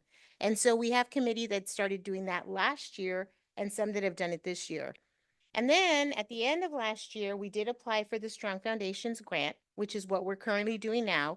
We're completing a literacy framework, which you will soon have access to. It's something that the girls addressed today, the ladies that presented. However, that was our draft version. We're just finalizing our version now. And then we also will begin a communication plan for our literacy framework. That will start by us presenting it to you and then how we will present that to other stakeholders. And then our committee reviewed our current state of curriculum as well as classroom instruction. So we did walkthroughs as part of this grant with our provider. We have a leadership committee in this grant. We have a separate committee. So we have 3 different committees that are working through this. And so that is something that we've also done here. Now, Bluebonnet, and this is something that is kind of often presented. So I presented it, and I'll try to explain it, but it's so open-ended resources are actually resources that are available to anybody free of charge. So these are online. You can log into Gateway. You create an account, and you can have access to all of the Bluebonnet material. It's readily available. It's free of charge for everyone. However, Bluebonnet, the curriculum, is actually designed to be, it's not designed to be an online curriculum. It's designed to be printed, where teacher-facing material and student-facing material is printed, or you have actual documents or workbooks. So OER resides in the public domain. That's why I said it's actually free. It's free to us to use. We could use that now, but it's quite a bit of material. It's actually state-owned textbooks, if you will. They can be found on Texas Gateway. Any teacher, anybody, I believe anybody, but I know any teacher can access that. And then print materials are not included. That is something that we would pay out of our instructional materials fund for teachers. But the expectation would be is that material would be provided for all of our teachers and students. One of the things about Bluebonnet versus where we are currently with our curriculum, which is why we started this with our HQIM committee. Bluebonnet is one program. It's phonics, reading, writing, and it actually includes assessments. It is a scripted program. So there are lessons, there are 180 lessons that are provided to teachers. There's literacy components are all connected: vocabulary, reading, writing, listening, and speaking. They're connected within the unit, and they're connected even between years as units build. Writing is almost in all reading, on all the reading activity pages. The assessments are built into the scope and sequence, and they're theme-based. So they're not necessarily just grade level TEKS, they're actually built around themes. And I'll show some examples of that. All the English components are actually available in Spanish as well. So anything in English is available in Spanish. And as of right now, Bluebonnet was just approved November 22nd by the State Board of Education. Prior to Bluebonnet, it was reading was Amplify. However, maybe half of it has changed now to align with the state. And then the math was Eureka and Carnegie, which is now changed as well. So Bluebonnet, as it is adopted now, it is just being rolled out. We don't have data that says, yes, this is what it did to scores and the impact of it. One thing that has been shared is fidelity of the program, and implementing with fidelity is key to its success. But it's something that's heavily vetted by the state. It's something that the state is recommending. And so that is just kind of something we wanted to share. Now for us, our current curriculum, we have TCMPC. We actually have 80% of the districts in Region 20 use TCMPC. So it is a very good source. However, it's several different programs. So within a unit, we have several different programs and several different resources that our teachers pull from to create their own lessons, which is separate, which is very different from Bluebonnet that has lessons prepared. There's little or no scripting, so there's quite a bit of autonomy for teachers. And then literacy components are minimally connected. They're connected for that day, but they may not be connected to what you learned yesterday or last week, much less last year. And then there is writing every day, and we do have assessments that are built. And then finally, they're genre-based. So they're very different. What it looks like, what Bluebonnet looks like, and what we currently have is very different. The way it's organized is it's K2, 3, and then 4, 5. And what they have is they have explicit phonics instructions for K2. The third one is optional. And then decoding, spelling patterns. And there's actually a spelling workbook, just like if you can recall your spelling workbook when you were in school, that's actually what this kind of looks like. There's handwriting practice, same thing, a handwriting book, just like we used to use when we were in school. And then the structured literacy approach and decodable readers. Right now, if you look at the total minutes, that is actually what we do currently in our current framework. However, what's different is that third grade's a little different. But the time-wise looks very similar. Now, Bluebonnet Learning, and I'm just going to read this. It's structured to reinforce teacher expertise and autonomy with instructional delivery. The materials are designed so that teachers do not need to spend time creating or selecting instructional materials to initially cover the applicable essential knowledge and skills for the course, consistent with the requirements of the district established under Texas Education Code. And I think the key here for us is looking at how much time teachers spend when they're creating and selecting materials. That is something that our curriculum does require teachers to do now.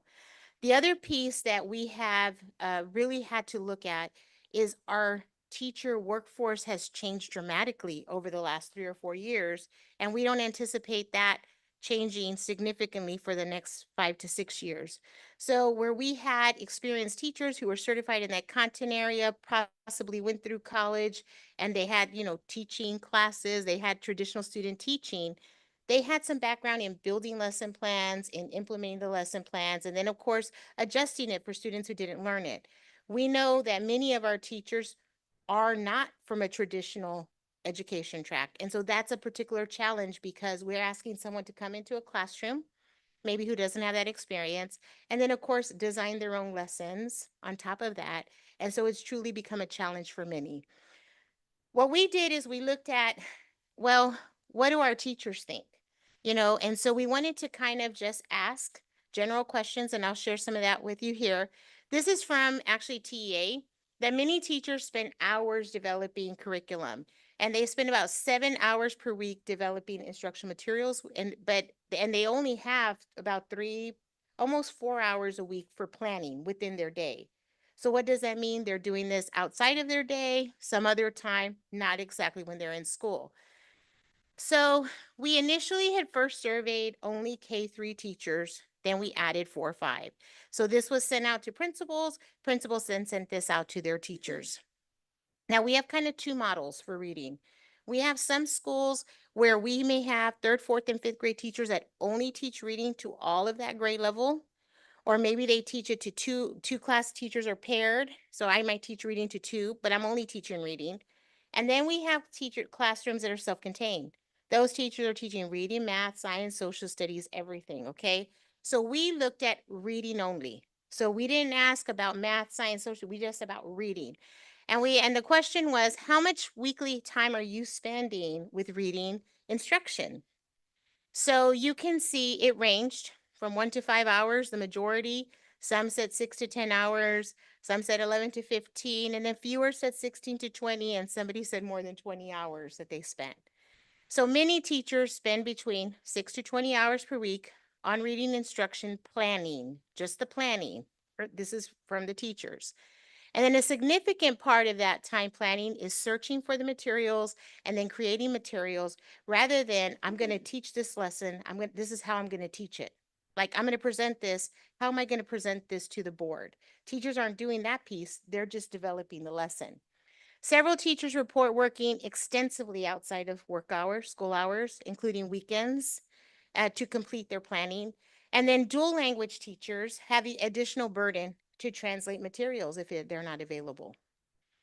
So that's one thing. Then we looked at resource challenges. So what are the challenges you have as a teacher?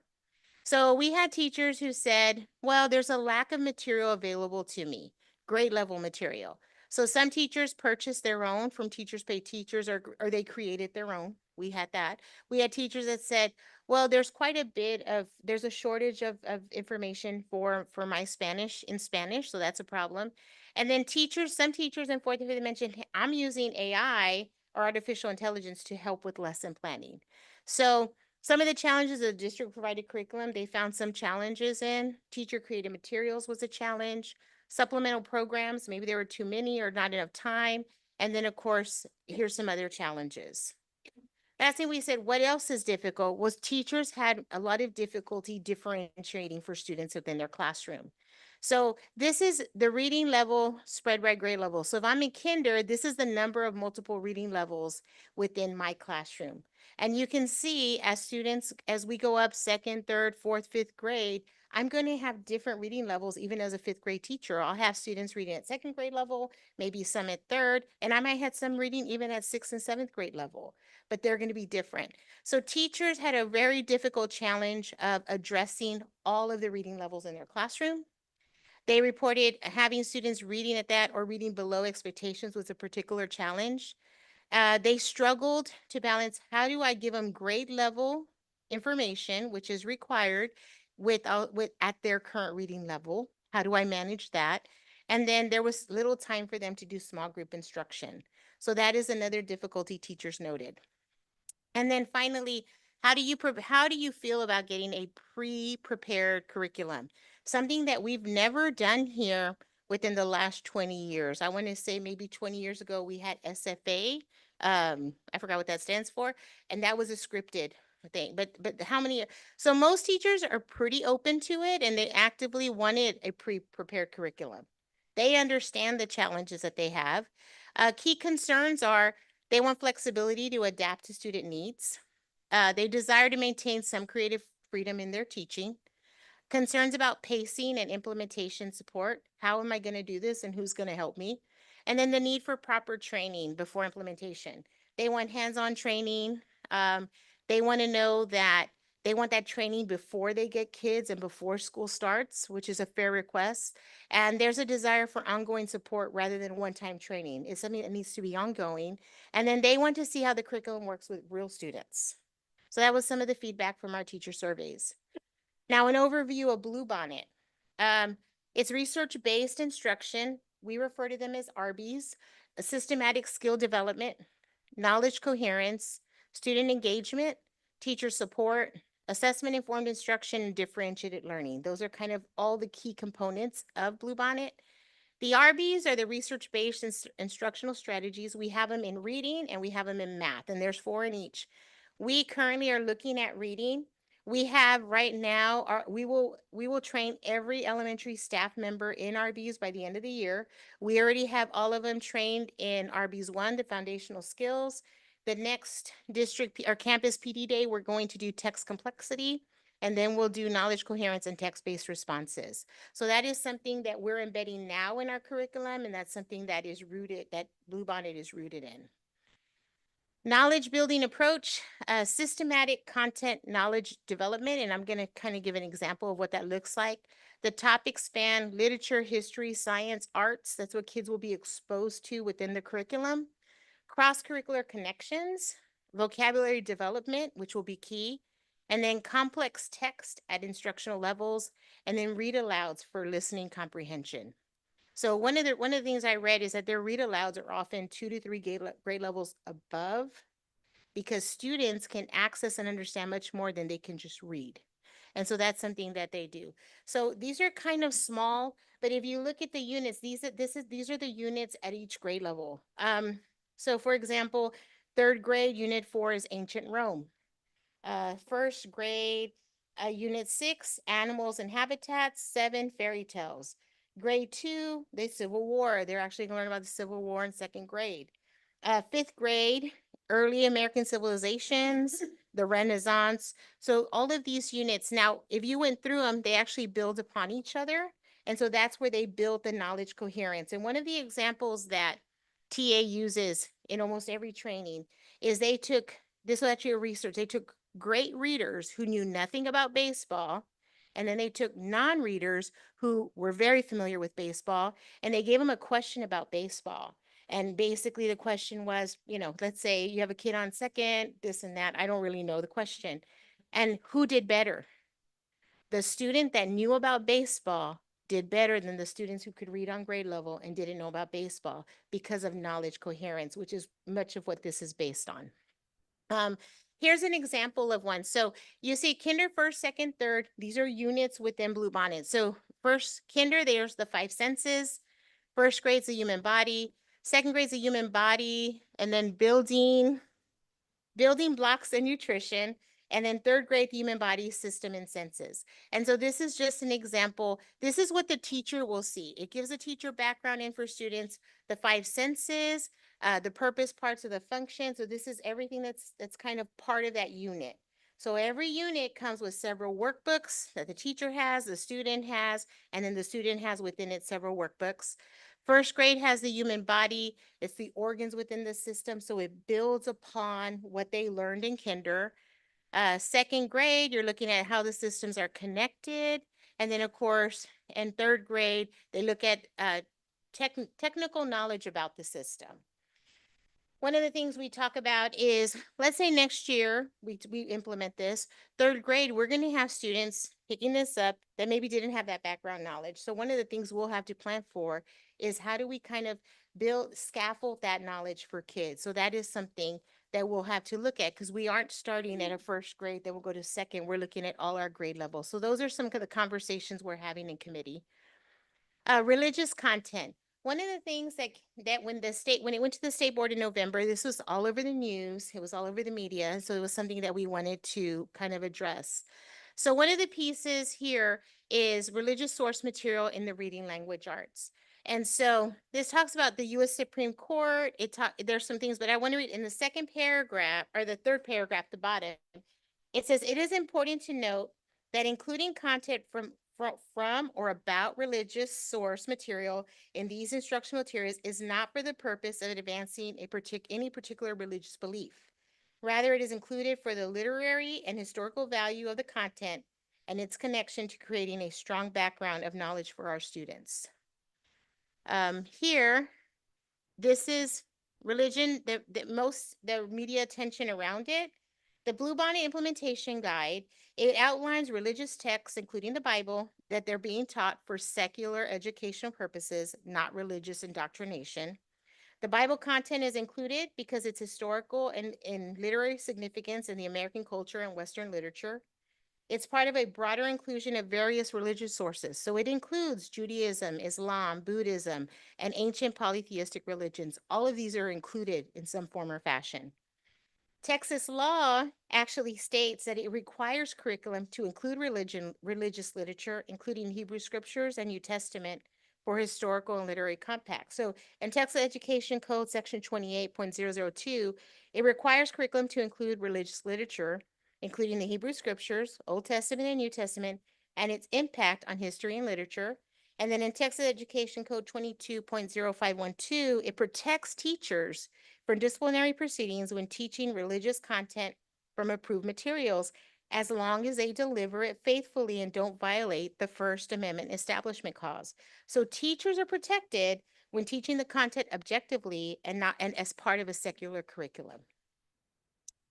And then finally, the Bluebonnet Implementation Guide emphasizes religious content is chosen for academic purposes, like understanding cultural references, idioms, classic literature, not for promoting religious beliefs.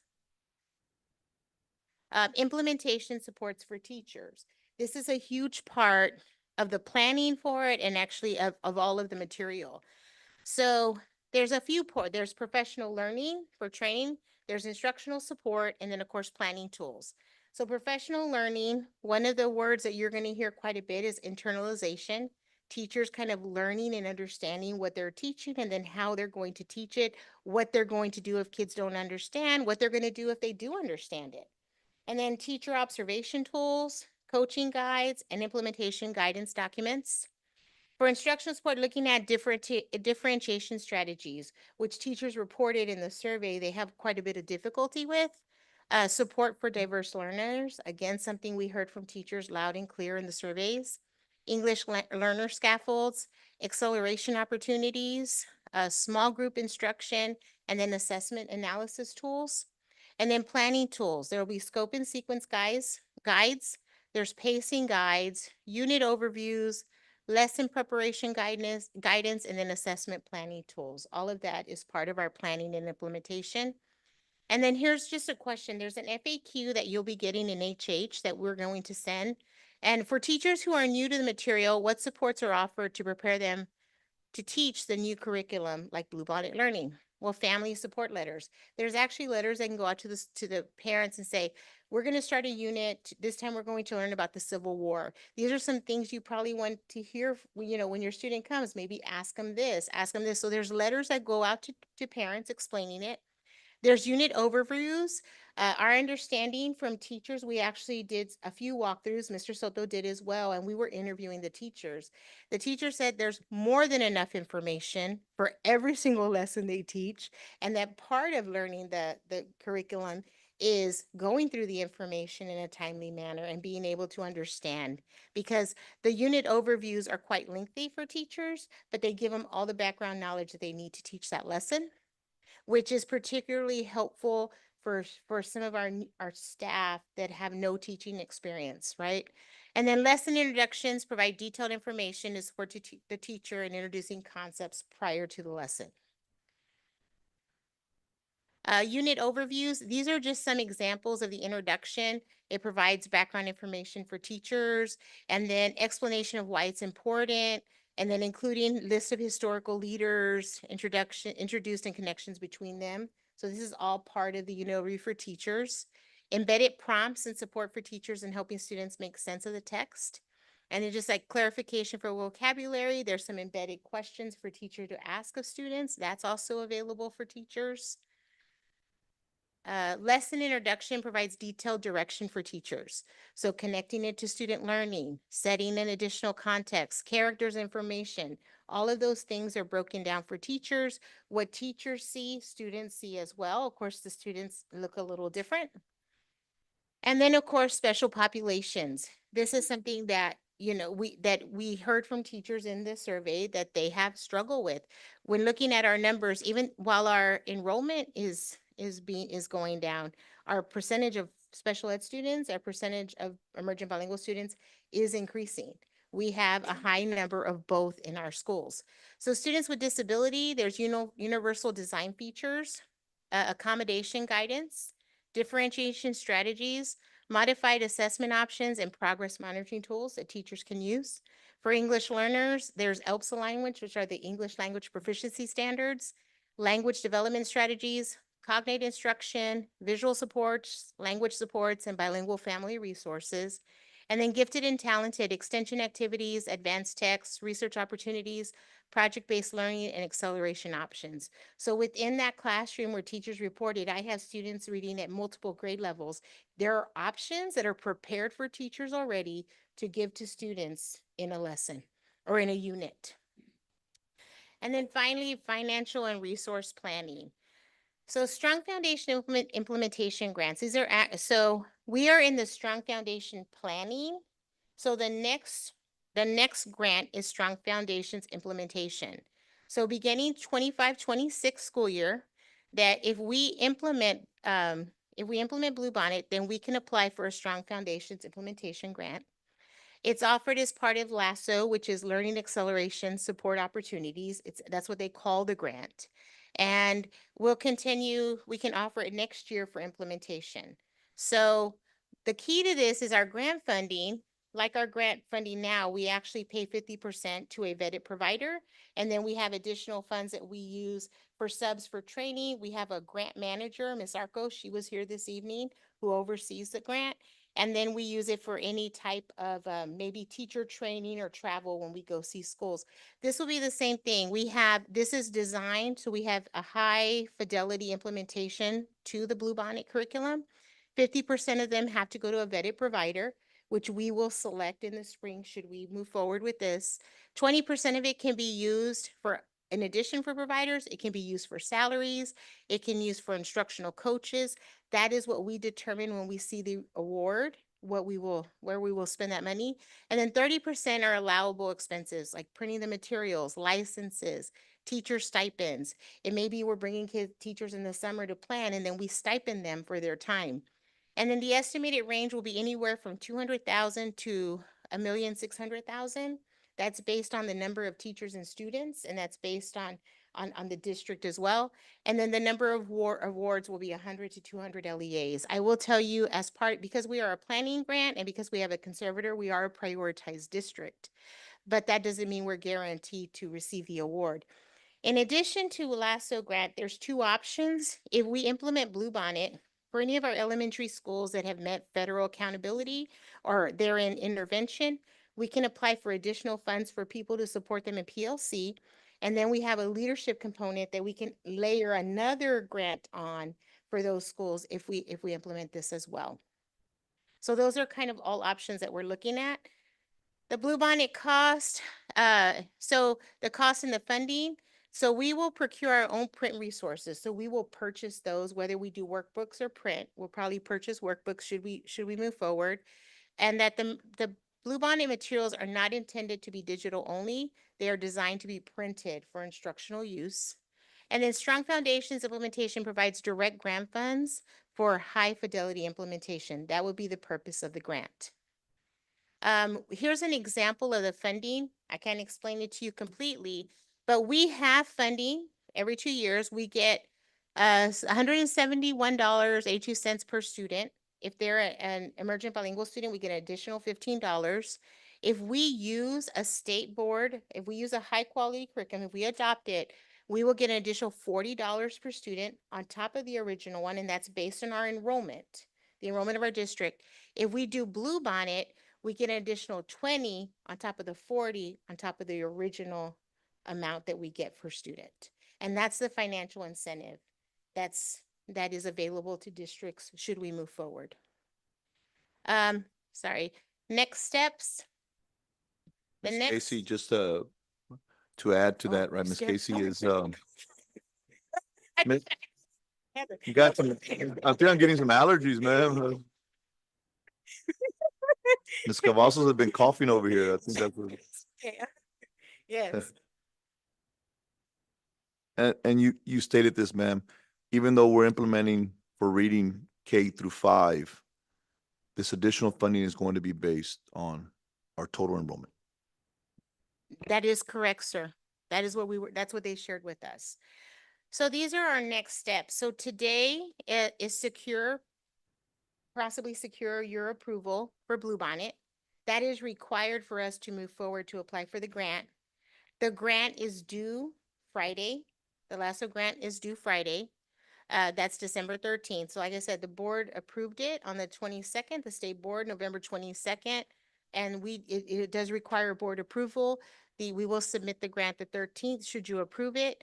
In December, the remaining of December, we're going to complete our Strong Foundation Literacy Framework. January board meeting, we're going to be presenting that framework to you. We'll have members from our committee presenting that to you.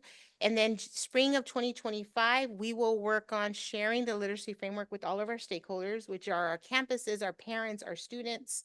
And then in February of 25, we should get notification on whether or not we're awarded the LASSO grant. And at that point in the spring, we'll select a vendor and we'll begin planning the implementation of Bluebonnet and possibly even planning something as far as training. And then last thing is if you have any questions.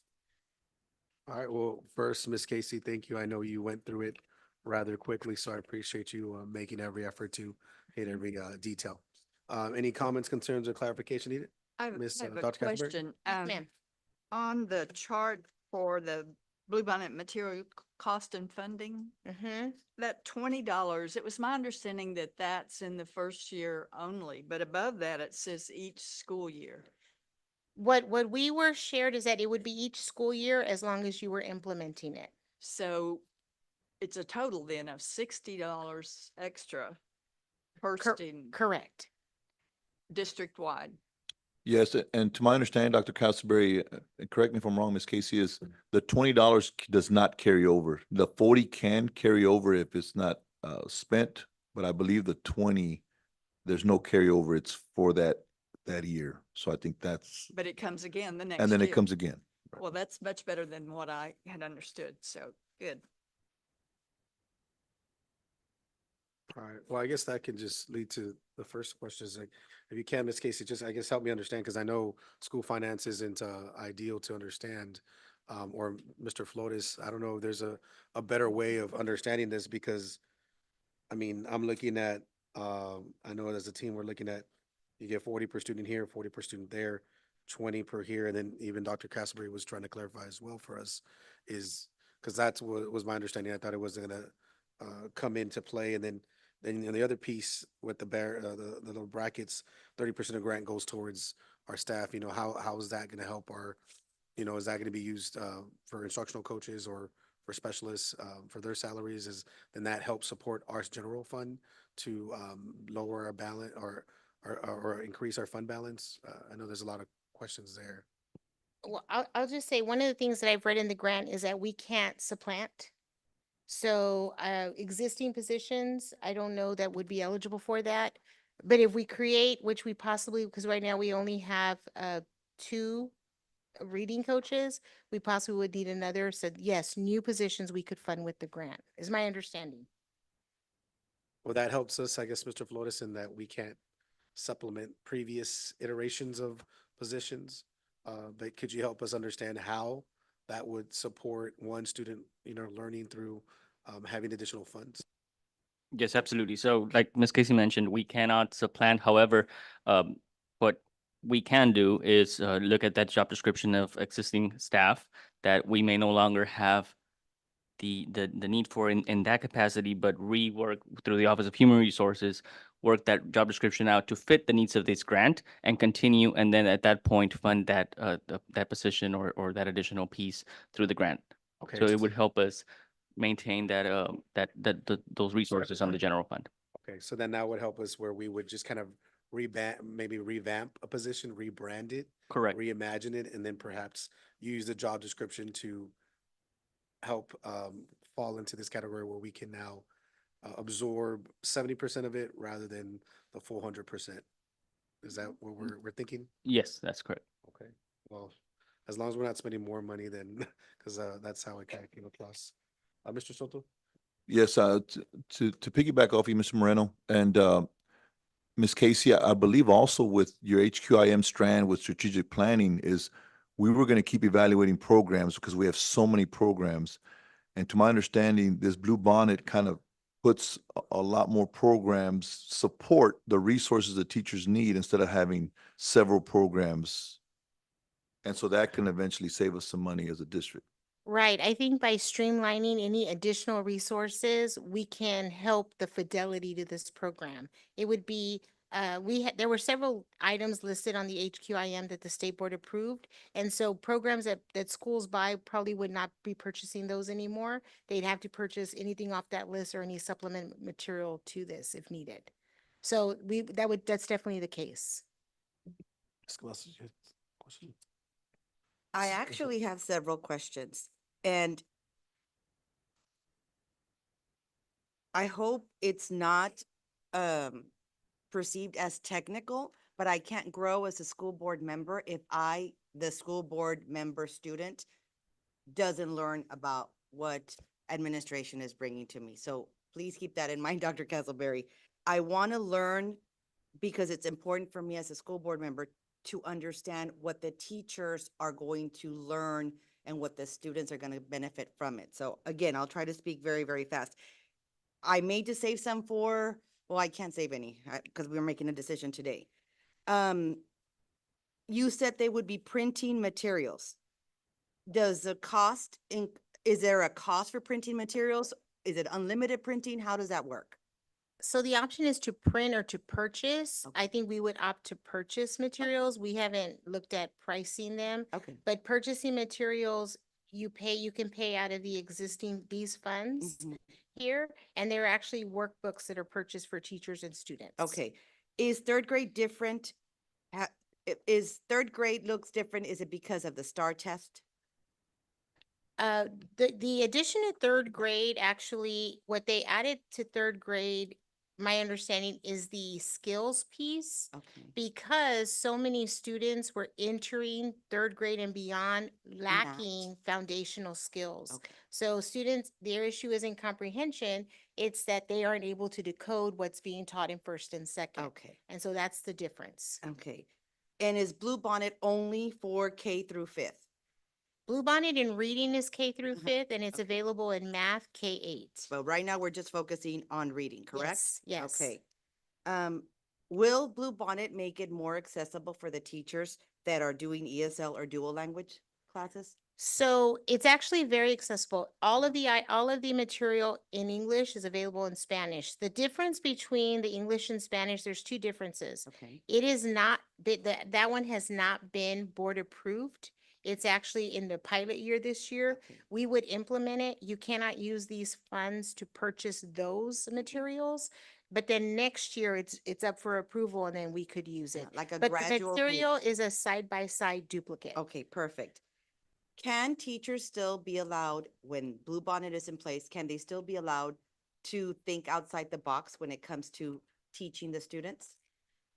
So one of the keys, if it talks about teachers do not need, are you gonna, yes, let's see.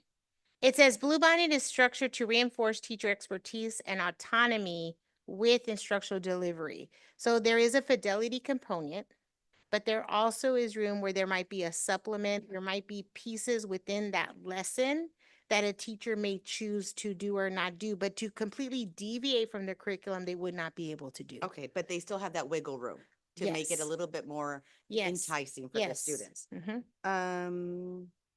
Will mentoring for the teachers still be available even if Blue Bonnet is set in place? Absolutely. I actually think one of the things with the grant, the way we've explained it, when we have our partners, we have training, and that training is principals, coaches, teachers, basically every level will be trained. And then we have program supervisors or program developers, I guess. They will actually be assigned to campuses. They will go in and support in addition to our people supporting.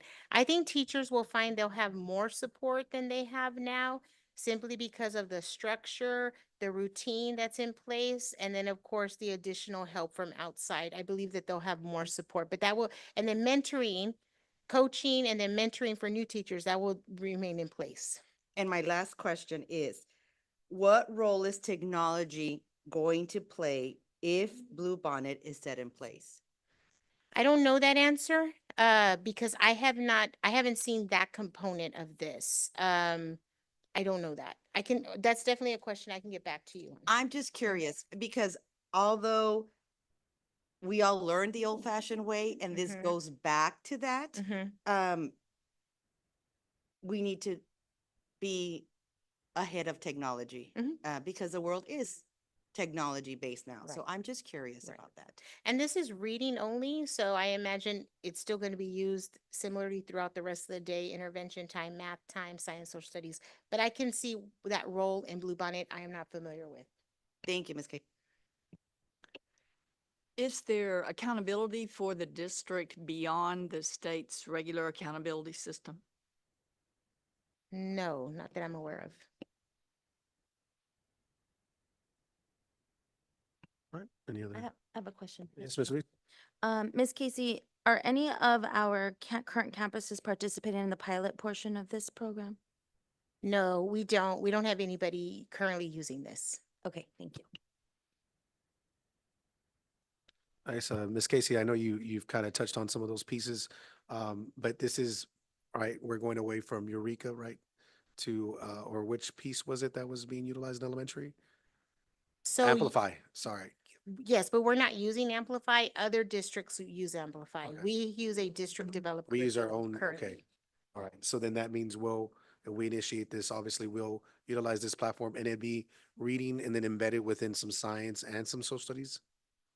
So reading, actually, many of the units, like some of the ones I read, are actually they're This- cross curricular. So they are science and history, heavy history, but they don't take the place of the science teaks and the social studies teaks. Okay, That would still need that's to what be I wanted to taught. kind of have us Yes. clarify based off of the information you shared, is that this is just one component and then those are still standalones. Correct. Because the way I was reading, I was like, man, how are they going to cover all this in?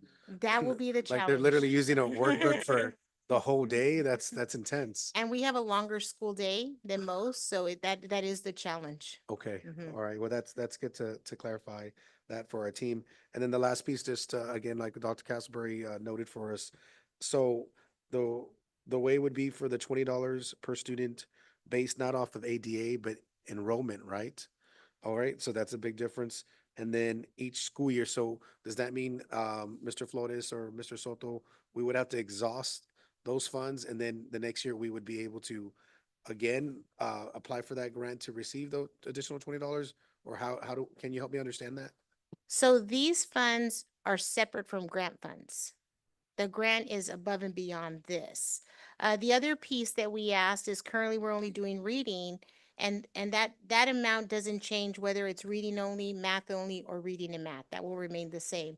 Those do, where it says each year and each year, that is separate from our grant funds. Grant is for the implementation of it. This is actually for the materials to implement. So then the initial would be the amount that's provided for the LASSO grant, right? And then this would be each additional year on top of that. So it still could be $60 extra on utilizing this curriculum. Okay. And then some of the pieces that I just read, I mean, it is interesting to see how I did like just the context of, hey, delivering the clarification of a word within the actual passage. Because sometimes I mean, it's more just context clues, right? But now it's literally just giving it to the kid so they can just, okay, this is what this word means. And that should provide some more understanding and exposure. I guess, is there any other comments, concerns, or clarification with this, guys?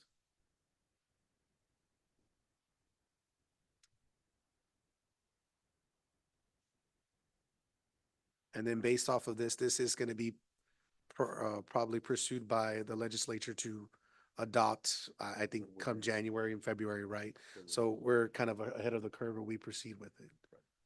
So I don't know if anyone had any comments, concerns, or clarification on that piece. Yes, Mr. I Lucas. understand. Was this the curriculum we're talking about that required also other board action? Or is that the other curriculum we talked about? Oh, it's the TSL. I believe the TSL is the presentation that we're gonna have. We've been trying to coordinate with Region 20 and our team there that is part of TSL. And so it's gonna kind of all intertwine. But that presentation, I think we're trying to get it January. I believe that's the time. Okay. But this kind of remind me of when I did, there was a series, I forgot who wrote it, but it's what every child needs to know, that kind of thinking, but that was involving all the language, arts, science, reading all together. So this is just inviting, this is just talking about the reading component of that. But I kind of like the way it's integrating, history, even the Bible's in there. So we'll see what happens. Thank you. Yeah. And I guess the last piece as well on my end is, I know you mentioned we get priority based off of our current situation with Dr. Castleberry and then also, our relationship with TA right now. But again, that's not guaranteeing that we'll get the grant. So do you have an idea of if we pursue and proceed with this, the likelihood of actually receiving the grant? I do not, but there were 5 priorities, and I know the first 2 we met. The other 3, I cannot recall them. All right. Well, any other comments, concerns, or clarification needed? All right. Well, based off the information here, would someone like to make a motion? Mr. Chair, Yes, Ms. Cavazos. I move to approve the adoption of high-quality instructional materials, HQIM, Bluebonnet for the 2025-2026 school year. All right. We have a motion by Ms. Cavazos. Do we have a second? I second. All right. We have a second by Ms. Reese. I don't think any further discussion is needed, so we can go ahead and call for the vote.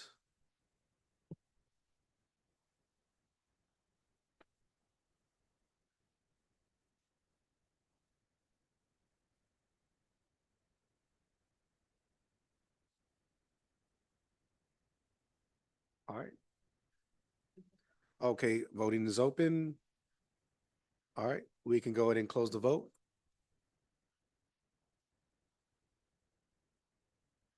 All right, motion carries.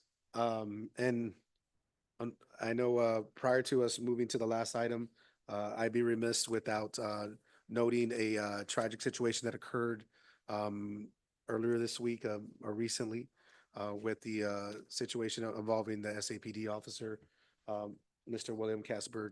And so I know they did identify him and release his name. So in honor of his memory, if we can have a moment of silence prior to moving on to the closure of the meeting.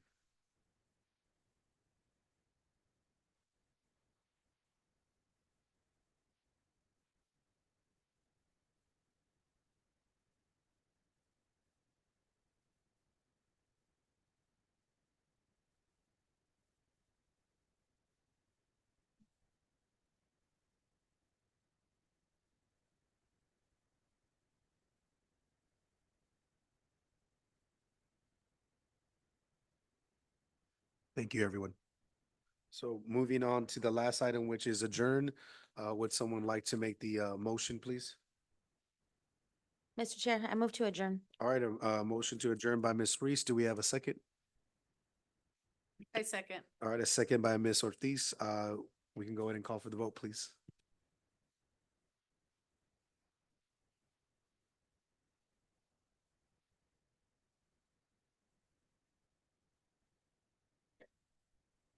Voting is open.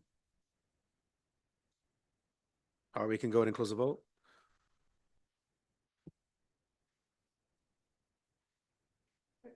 We are adjourned. Thank you, everyone.